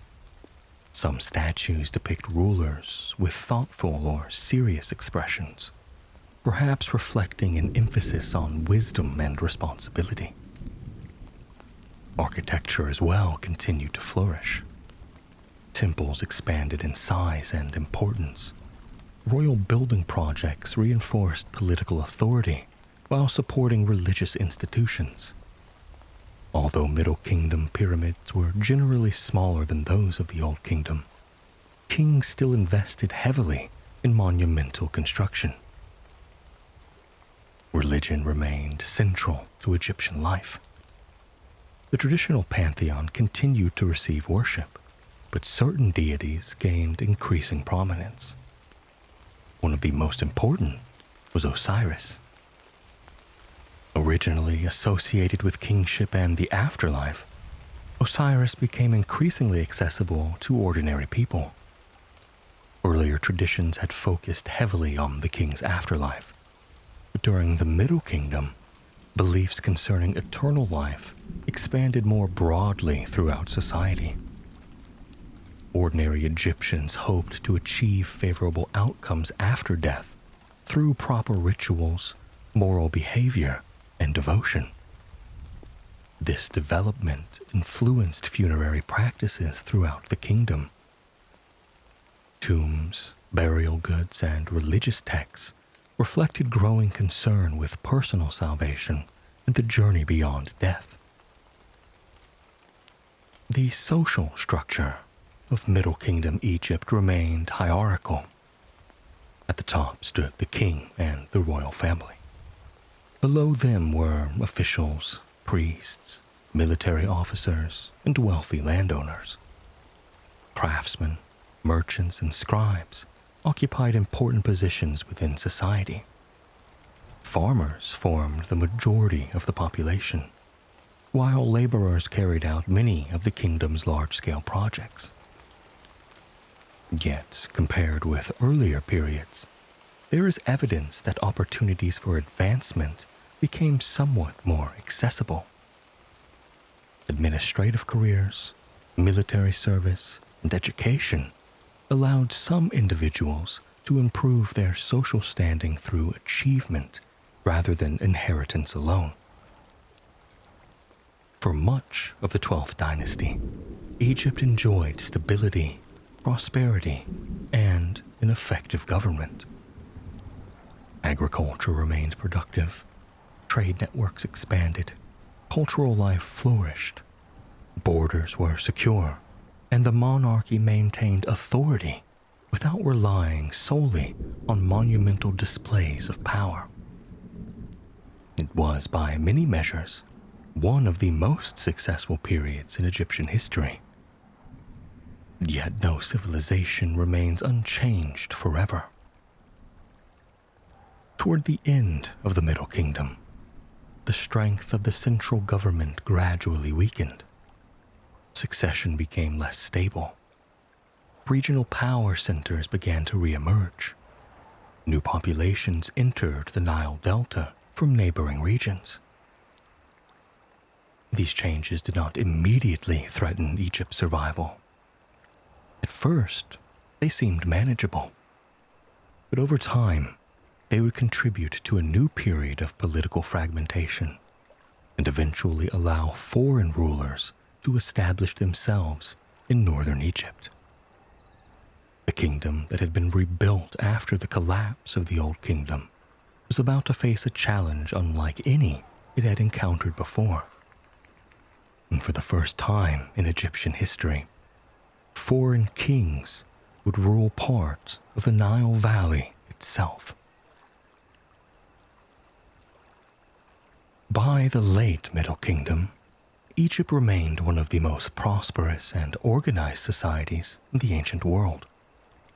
Its rulers governed a productive agricultural economy, maintained trade networks that stretched across the Near East and Nubia, and presided over a civilization with centuries of accumulated knowledge and tradition.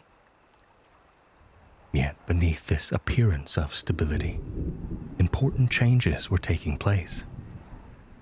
The central government had begun to weaken. The strong rulers of the 12th dynasty had been followed by kings whose authority was often less secure. Successions became more frequent and sometimes more uncertain. Administrative cohesion gradually eroded. While Egypt remained functional, the monarchy no longer exercised the same degree of control it had enjoyed during the height of the Middle Kingdom. At the same time, Egypt's connections with neighboring regions continued to grow. For centuries, merchants, craftsmen, laborers, and travelers from the Levant, the region encompassing parts of modern Syria, Lebanon, Israel, and Palestine, had entered Egypt. This movement was neither unusual nor necessarily threatening. Egypt had long participated in trade networks that linked the Nile Valley to the broader eastern Mediterranean world. Many foreigners settled peacefully in the Nile Delta. The Delta, with its fertile farmland and access to maritime trade routes, attracted people from various backgrounds. Archaeological evidence shows communities where Egyptian and Near Eastern cultural influences existed side by side. Foreign merchants traded goods, craftsmen introduced new techniques, and families established roots far from their ancestral homelands. And this process gradually unfolded over the generations. There wasn't a single moment when a large foreign army suddenly appeared and conquered Egypt. Modern scholarship generally views the rise of Hyksos as a more complex development involving migration, settlement, economic influence, political opportunity, and eventual control. The weakening of central authority created conditions that ambitious leaders could exploit. As royal power diminished during what historians call the Second Intermediate Period, regional rulers gained greater autonomy. Multiple dynasties governed different parts of Egypt simultaneously. The political unity achieved during the Middle Kingdom fractured once again. In the northern delta, one group eventually established a kingdom that would become known to later Egyptians as the Hyksos. The term Hyksos comes from an Egyptian expression often translated as rulers of foreign lands. It was not originally an ethnic label. Rather, it described the status of foreign leaders who exercised political authority within Egypt. The Hyksos established their capital at Avaris in the eastern Nile Delta. Archaeological excavations at the site have revealed a vibrant and cosmopolitan city. Egyptian and Near Eastern architectural styles appeared alongside one another. Imported goods arrived from distant regions. Trade flourished. The population included people of diverse backgrounds. Far from existing as isolated outsiders, the Hyksos became part of the Egyptian world even as they ruled portions of it. They adopted many aspects of Egyptian kingship. Hyksos rulers used Egyptian royal titles.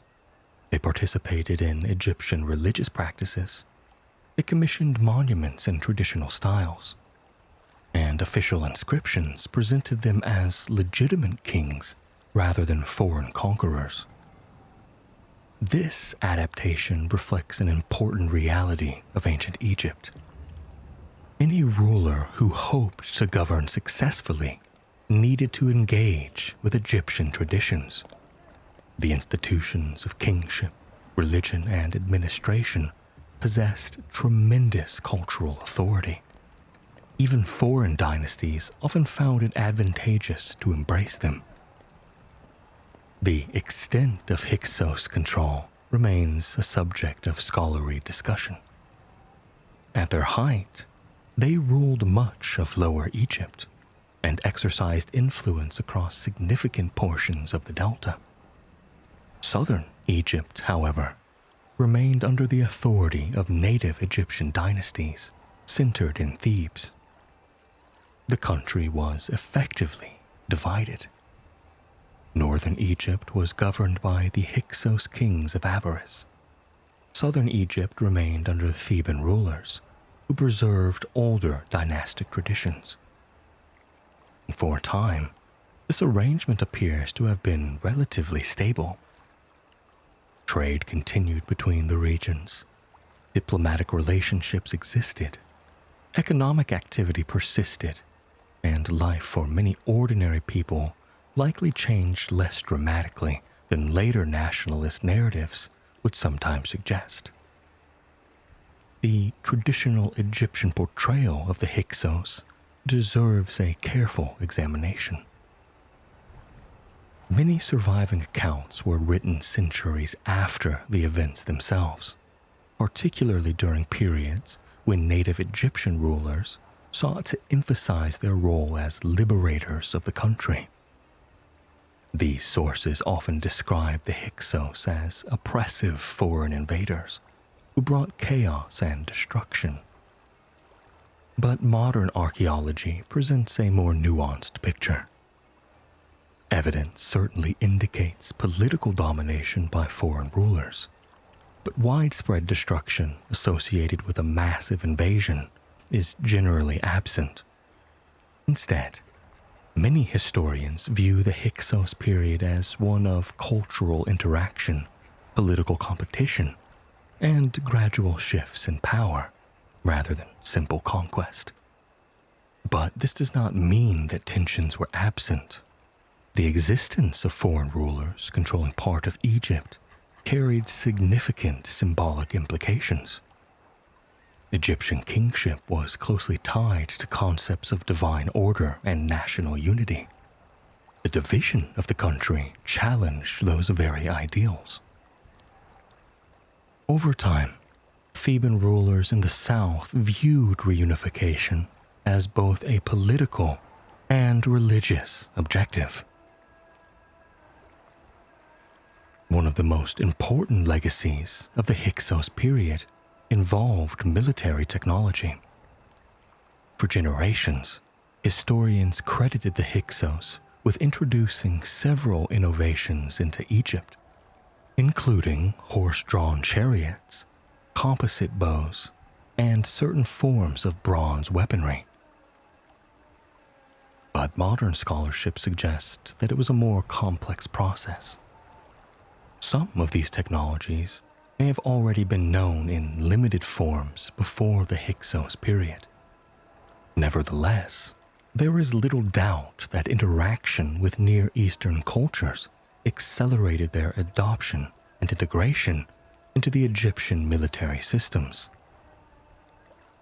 The horse itself represented a significant development. Earlier Egyptian armies relied primarily on infantry. Horses introduced new possibilities for transformation and communication, as well as warfare. The chariot became particularly important.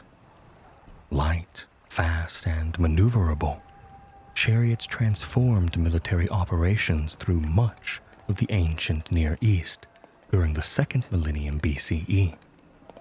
Egyptian rulers would later refine their use and employ them with great effectiveness during the New Kingdom. The composite bow offered another advantage. Constructed from multiple materials layered together, these bows could generate greater power than simpler bow designs.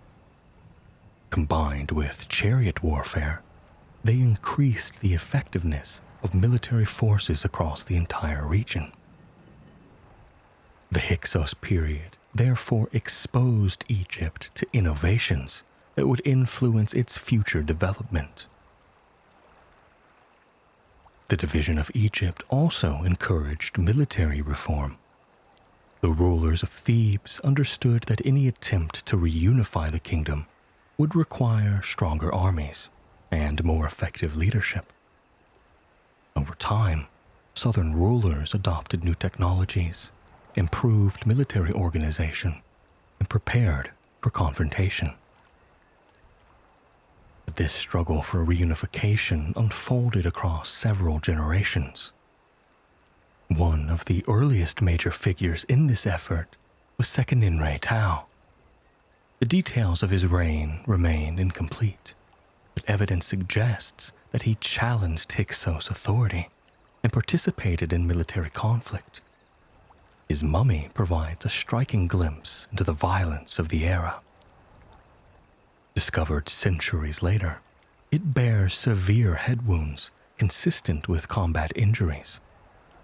Scholars continue to debate the precise circumstances of his death, but many believe he died during the struggle against the Hyksos. His successor, Kamose, carried the conflict forward. Kamose launched military campaigns into northern Egypt and left inscriptions describing his determination to challenge Hyksos rule. These texts present him as a defender of Egyptian unity, confronting foreign domination. Although Kamose achieved important successes, the final victory would come under his successor. That ruler was Ahmose. Ahmose inherited a kingdom already committed to reunification. Building upon the efforts of his predecessors, he continued military campaigns against the Hyksos and gradually expanded Theban control northward. The decisive phase of the conflict likely occurred around 1550 BCE. Egyptian forces captured Abaris, the Hyksos capital. Surviving Hyksos groups retreated into southern Palestine, where Ahmose pursued them in order to prevent future threats. The expulsion of the Hyksos marked the end of the Second Intermediate Period. Egypt was unified once more. Yet the kingdom that emerged from this struggle differed significantly from the one that had entered it. The experience left a lasting impression on Egyptian rulers. The memory of foreign kings ruling part of Egypt encouraged future pharaohs to think differently about security. Earlier dynasties had often focused primarily on defending borders and maintaining internal stability. The rulers who followed Ahmose increasingly believed that threats should be confronted beyond Egypt's frontiers. This shift would have profound consequences. The military reforms encouraged during the Hyksos period created stronger armies. New technologies enhanced battlefield effectiveness. The desire to prevent future foreign domination encouraged expansion into neighboring territories. The result was the birth of a new kind of Egyptian state. The Old Kingdom had been famous for its pyramids. The Middle Kingdom had been known for its administrative strength and cultural achievement. The kingdom that emerged after the Hyksos would become something different. For the first time in its history, Egypt was preparing to become an empire. The rulers of the coming age would send armies deep into Nubia and the Levant. Vast quantities of tribute and wealth would flow into the Nile Valley. Monumental temples would rise across the land, and pharaohs would become some of the most powerful rulers in the ancient world.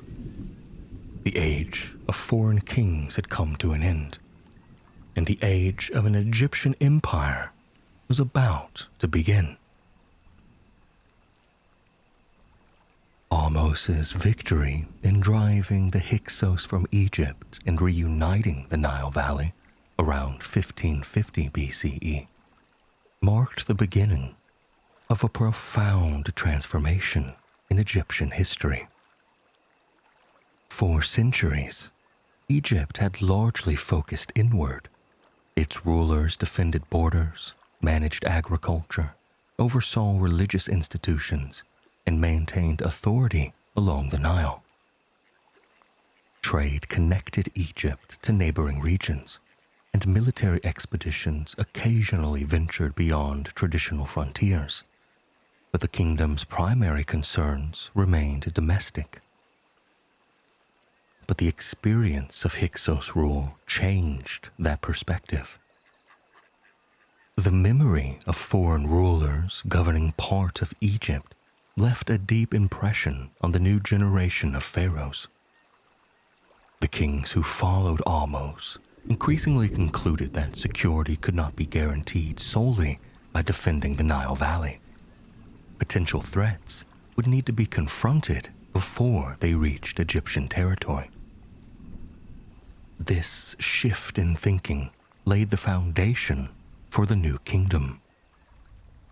Lasting from approximately 1550 BCE to 1070 BCE, the New Kingdom became the most powerful and expansive era in Egyptian history.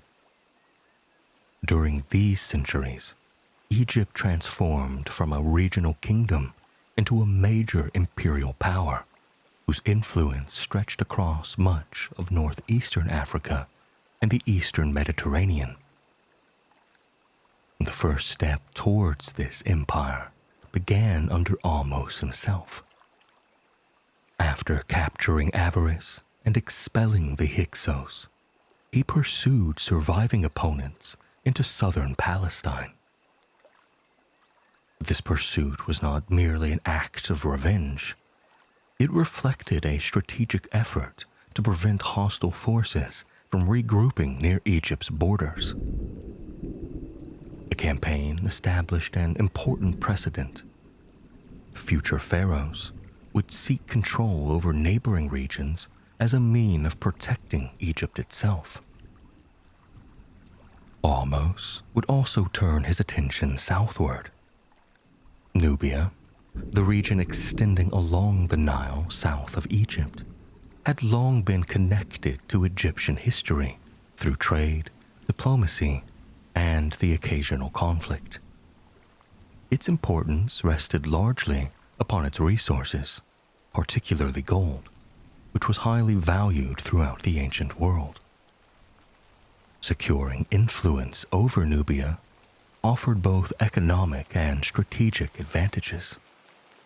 Gold supported royal projects, temple construction, military expenditures, and international diplomacy. Control of southern trade routes further enhanced Egypt's prosperity. By the end of Ahmos's reign, the foundations of a more expansionist state were already visible, and his successors would build upon them dramatically. One of the most important rulers of this early imperial period was Amenhotep I.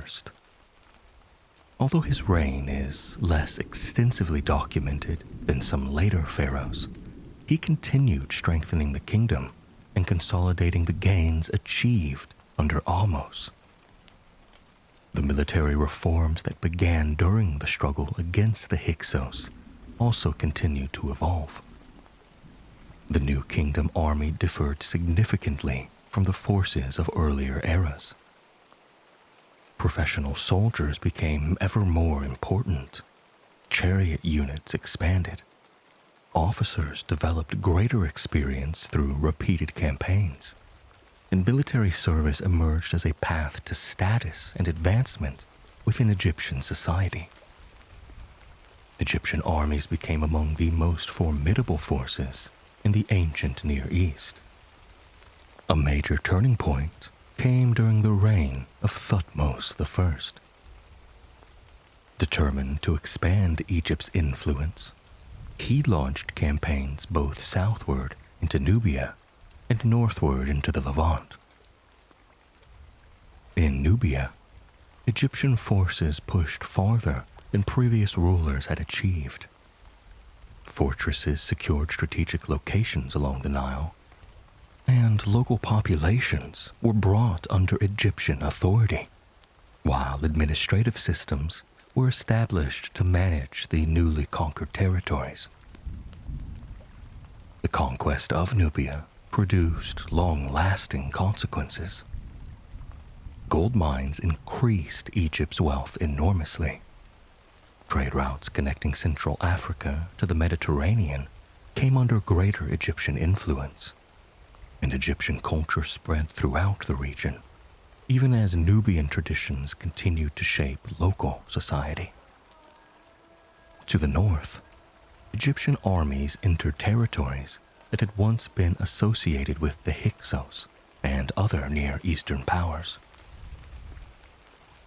Control of the Levant offered strategic advantages.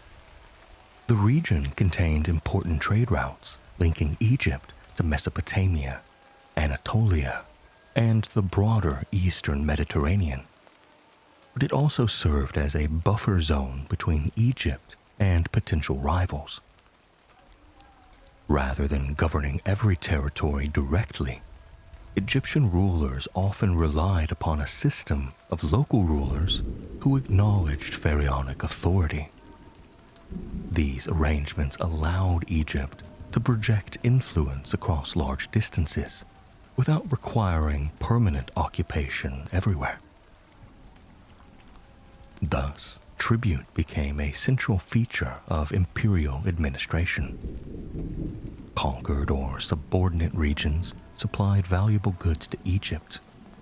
Gold, silver, copper, timber, livestock, luxury items, and agricultural products flowed into the new kingdom. These resources supported ambitious building programs and reinforced royal prestige. The wealth of empire transformed Egypt. Temples expanded, palaces became more elaborate, artistic production flourished, religious institutions accumulated resources. Elite officials benefited from access to imported goods and new opportunities. The reign of Thutmose III would elevate Egyptian power to even further unprecedented levels. Often regarded as one of Egypt's greatest military leaders, Thutmose III ruled during the 15th century BCE and conducted numerous campaigns that dramatically expanded Egyptian influence. His rise to power was unusual. During the early years of his reign, authority was shared with Hatshepsut, a remarkable ruler who would later become one of the most famous women in ancient history. Their relationship and the circumstances of their rule remain subjects of scholarly discussion. Following Hatshepsut's death, Thutmose III assumed full control, and his military campaigns soon became legendary. One of the most famous occurred at Megiddo in the Levant. A coalition of local rulers had rebelled against Egyptian authority, threatening the stability of Egypt's northern territories. Thutmose responded with a carefully planned campaign designed to restore control. Ancient inscriptions provide unusually detailed accounts of the operation. As his army approached Megiddo, Advisors recommended safer routes through the surrounding terrain. Thutmose instead chose a narrower and riskier path that offered the possibility of surprising his opponents. This decision proved successful. Egyptian forces emerged unexpectedly and gained a favorable position near the city. The ensuing battle resulted in a significant Egyptian victory. Megiddo became a symbol of effective leadership and military skill. The campaign demonstrated Egypt's ability to project power far beyond the Nile Valley and reinforced pharaonic authority throughout the region. Over the course of his reign, Thutmose III conducted numerous additional expeditions. These operations extended Egyptian influence into Syria, secured important trade routes, and brought vast quantities of tribute into the kingdom. Some historians have described him as Egypt's greatest conqueror. While such title should be approached cautiously, there is little doubt that his reign marked the high point of Egyptian military expansion. The empire that emerged wasn't simply a collection of conquered territories. It was a complex network of relationships maintained through diplomacy, military presence, tribute, and political alliances. Local rulers often remained in power so long as they remained loyal to Egypt. Hostages from elite families were sometimes educated at the Egyptian court. These individuals developed familiarity with Egyptian culture and often became valuable allies when they later assumed leadership positions in their homelands. Diplomacy also became increasingly sophisticated. The New Kingdom pharaohs exchanged gifts, correspondence, and royal marriages with foreign rulers. International politics connected Egypt to other major powers, including states in Mesopotamia, Anatolia, and the Levant. The famous diplomatic letters discovered at Amarna would later provide extraordinary insight into these relationships. Even during the earlier New Kingdom, however, Egypt was already participating in an increasingly interconnected international system, and the economic impact of the empire was enormous. Foreign tribute enriched the royal treasury, trade expanded, exotic goods became more widely available among elite circles. Ivory, ebony, precious metals, fine textiles, incense, and luxury crafts entered Egypt through networks that stretched across vast distances. The Nile Valley remained the heart of Egyptian civilization, but it was now linked more closely than ever to the wider ancient world. Ordinary Egyptians experienced these developments in various ways. Many farmers continued lives centered on agriculture. Seasonal rhythms remained largely unchanged, and the Nile still determined planting and harvest cycles. Yet, imperial wealth touched daily life indirectly. Temple construction created new employments. Trade introduced new products. Military service offered opportunities for advancement, and expanding administrative institutions required an even larger number of officials and scribes. Religion also evolved during this period. The gods continued to receive worship through traditional rituals, but imperial success reinforced the prestige of major state cults. Amen, the chief deity of Thebes, became particularly important. As Egypt's wealth and power increased, so too did the influence of Amen's priesthood. Temples dedicated to the god accumulated land, laborers, livestock, and treasure. The Temple of Karnak at Thebes expanded steadily. becoming one of the largest religious complexes in the ancient world. The relationship between monarchy and temple institutions remained mutually beneficial. Victorious kings attributed success to divine favor. Temples celebrated royal achievements. Offerings from imperial wealth enriched religious foundations. The empire appeared strong and prosperous. Its armies dominated neighboring territories. Its rulers commanded vast resources. Its monuments grew larger with each generation. Yet, the very success of the new kingdom was creating new challenges. Managing distant territories required constant effort. Military campaigns demanded resources. Powerful temple institutions accumulated wealth and influence, while foreign rivals observed Egypt's growing strength with great concern. But the age of expansion was still unfolding. Ahead lay rulers who would push Egyptian power even further, ambitious building projects that would reshape the landscape, and a remarkable queen whose reign would challenge traditional expectations of kingship itself. The empire had been born, and now it was preparing to reach for its greatest heights. To understand Egypt at the height of its power, it is necessary to look beyond its kings and conquests and examine the society that sustained them. At the center of daily life remained the Nile. No matter how wealthy the empire became, Egypt's prosperity still depended on the annual inundation. Each year, floodwater spread across the floodplain before gradually retreating.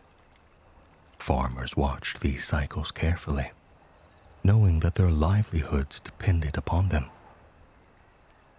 The agricultural year followed familiar rhythms. The season of inundation covered fields with water. Once the floods receded, planting began. Farmers sowed wheat, barley, flax, vegetables, and other crops. Harvest followed months later, bringing about one of the busiest periods of the year. Most Egyptians worked in agriculture.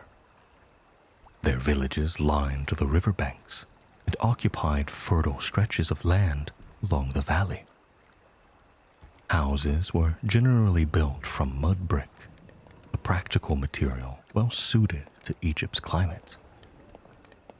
Many homes were modest structures, containing several rooms organized around daily activities. Roofs often served as useful living spaces during cooler evenings. Families cooked, worked, and socialized in areas designed to provide relief from the heat. Although conditions varied according to the wealth and status, archaeological evidence suggests that many Egyptians lived lives that were relatively stable when harvests were good and political conditions remained peaceful. Food formed the foundation of that stability. Bread and beer were the staples of Egyptian diets. Modern visitors sometimes find the prominence of beer surprising, but it was an essential part of daily life. Egyptian beer differed considerably from many modern varieties. It was often nutritious, thick, and consumed by people across all levels of society. Bread came in many forms and remained the primary source of calories for most people. Vegetables such as onions, garlic, lettuce, and beans were common. Fruits included dates, figs, grapes, and pomegranates. Fish from the Nile supplemented diets, while meat was consumed more regularly among wealthier households. Thus, livestock played an important role in the economy. Cattle represented wealth and status. Sheep, goats, pigs, and poultry provided food and other resources. Animal husbandry required careful management and contributed significantly to agricultural production. Clothing reflected both practical needs and social distinctions. Linen produced from flax was the dominant textile. Egypt's warm climate made lightweight clothing desirable. Simple garments served the needs of most people, while wealthier individuals could afford finer fabrics, elaborate jewelries, cosmetics, and decorative accessories. Personal appearance mattered greatly in Egyptian society. Both men and women used cosmetics, perfumes, oils, and jewelry. Eye makeup, made from minerals such as galena and malachite, served aesthetic purposes and may also have offered protection from glare and infection. Wigs were common among the elite. Carefully styled hairpieces reflected status and fashion. Jewelry crafted from gold, semi-precious stones, and imported materials displayed wealth and artistic skill. Family life formed the core of Egyptian society. Marriage was generally viewed as a practical and desirable institution.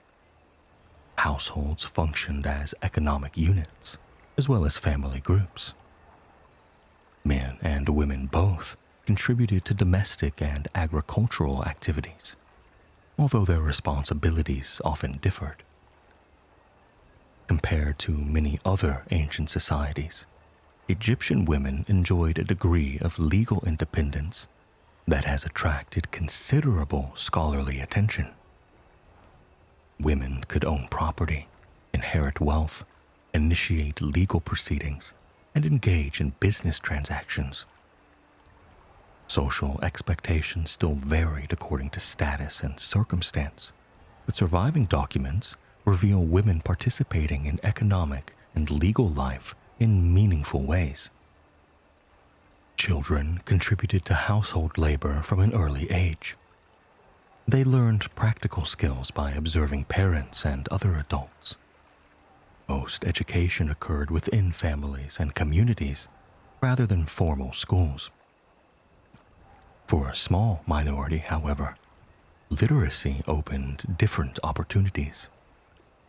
The path of the scribe remained one of the most respected careers in Egyptian society. Scribes occupied a unique position within the state. They recorded taxes, managed administrative records, drafted correspondence, maintained inventories, and preserved official documents. Their ability to read and write granted access to careers unavailable to most of the population. Training to become a scribe required years of study. Students copied texts repeatedly, learning both writing systems and administrative procedures.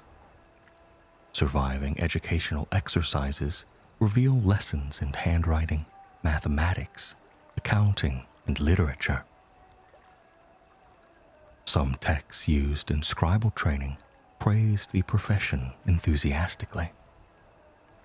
They described agricultural labor, military service, and various trades as physically demanding, while portraying the life of a scribe as intellectually rewarding and socially prestigious. Such texts naturally reflected the biases of educated officials, but they illustrate the respect associated with literacy. Government administration expanded significantly during the New Kingdom. The empire required records, taxes, logistics, and communication on a scale far beyond that of earlier periods. Officials supervised agricultural production, organized labor projects, managed military supplies, and coordinated activities across vast territories.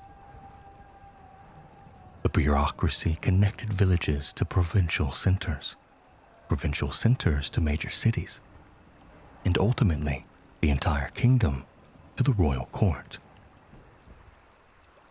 Temples also occupied an equally important place within society. The new kingdom witnessed an extraordinary expansion of religious institutions. The gods had always been central to Egyptian life, but the wealth generated by the empire allowed temple complexes to grow dramatically in size and influence. Among the most impressive were the temples dedicated to Amen at Karnak and Luxor. These complexes weren't merely places of worship. They also functioned as major economic institutions. Temples owned agricultural land, employed workers, managed workshops, maintained storage facilities, and oversaw extensive resources. Some controlled estates scattered across multiple regions. Priests conducted daily rituals intended to maintain relationships between humanity and the gods. These ceremonies followed carefully prescribed procedures. Sacred statues received offerings of food, drink, incense, and clothing. Hymns were recited. Ritual purity was maintained through elaborate practices. Ordinary Egyptians, however, rarely entered the innermost areas of major temples. The most sacred spaces were generally reserved for priests and certain officials. Public religious life instead centered around festivals, processions, local shrines, and community celebrations. Festivals provided opportunities for broader participation. During these events, sacred images of the gods might be carried through cities and towns. Music, feasting, and communal activities accompanied religious observances. For many Egyptians, such festivals represented important moments of connection with the divine world. Medicine also occupied an important place in daily life. Egyptian physicians developed considerable practical knowledge through observation and experience. Medical papyri describes treatments for injuries, illness, and various physical conditions. Their understanding combined empirical methods with religious beliefs. Doctors might prescribe herbal remedies, perform procedures, and apply practical treatments while also invoking protective deities or magical formulas. Some Egyptian medical practices appear surprisingly sophisticated for their time. Knowledge of wounds, fractures, and certain diseases demonstrates careful observation. At the same time, supernatural explanations remain entwined with physical medicine. But the two approaches were not seen as contradictory. Work and labor shaped much of everyday existence in ancient Egypt. Farmers cultivated fields, craftsmen produced pottery, furniture, jewelry, textiles, and tools. Stoneworkers quarried materials for construction projects. Boat crews transported goods along the Nile. Merchants participated in local and long-distance trade. Many occupations required specialized knowledge passed through generations. Egyptian craftsmen achieved remarkable levels of skill. Furniture, sculpture, metalwork, painting, and jewelry from the New Kingdom continue to impress modern observers with their precision and artistry. One of the most fascinating communities from this era was the village of Deir el-Medina. Located near the royal necropolis in western Thebes, the settlement housed the workers responsible for constructing and decorating royal tombs. Because this village has been extensively excavated, historians possess unusually detailed information about its inhabitants Documents preserve records of wages, disputes, illnesses, marriages, work schedules, and religious practices. The residents of Deir el-Medina were highly skilled specialists rather than ordinary laborers. Their work required artistic talent, technical expertise, and familiarity with complex religious traditions. The village provides one of the clearest windows into everyday life anywhere in the ancient world. Its records reveal people who worried about finances, argued with their neighbors, attended festivals, raised families, and navigated the ordinary challenges of human life. The new kingdom often appears through the lens of royal grandeur. Its temples towered above cities. Its armies marched across foreign lands. Its rulers commanded immense wealth. Yet the empire ultimately depended upon countless ordinary Egyptians whose names rarely entered official history. The ones who planted the grain that fed the kingdom. They that built the monuments that still stand today. They who crafted the goods that filled homes and temples. They that maintained the institutions that sustained Egyptian civilization. At the height of the new kingdom, Egypt enjoyed extraordinary prosperity and influence. Its wealth funded ambitious projects. Its temples accumulated resources, and its rulers expanded their authority across vast territories. The empire was entering an age of extraordinary ambition.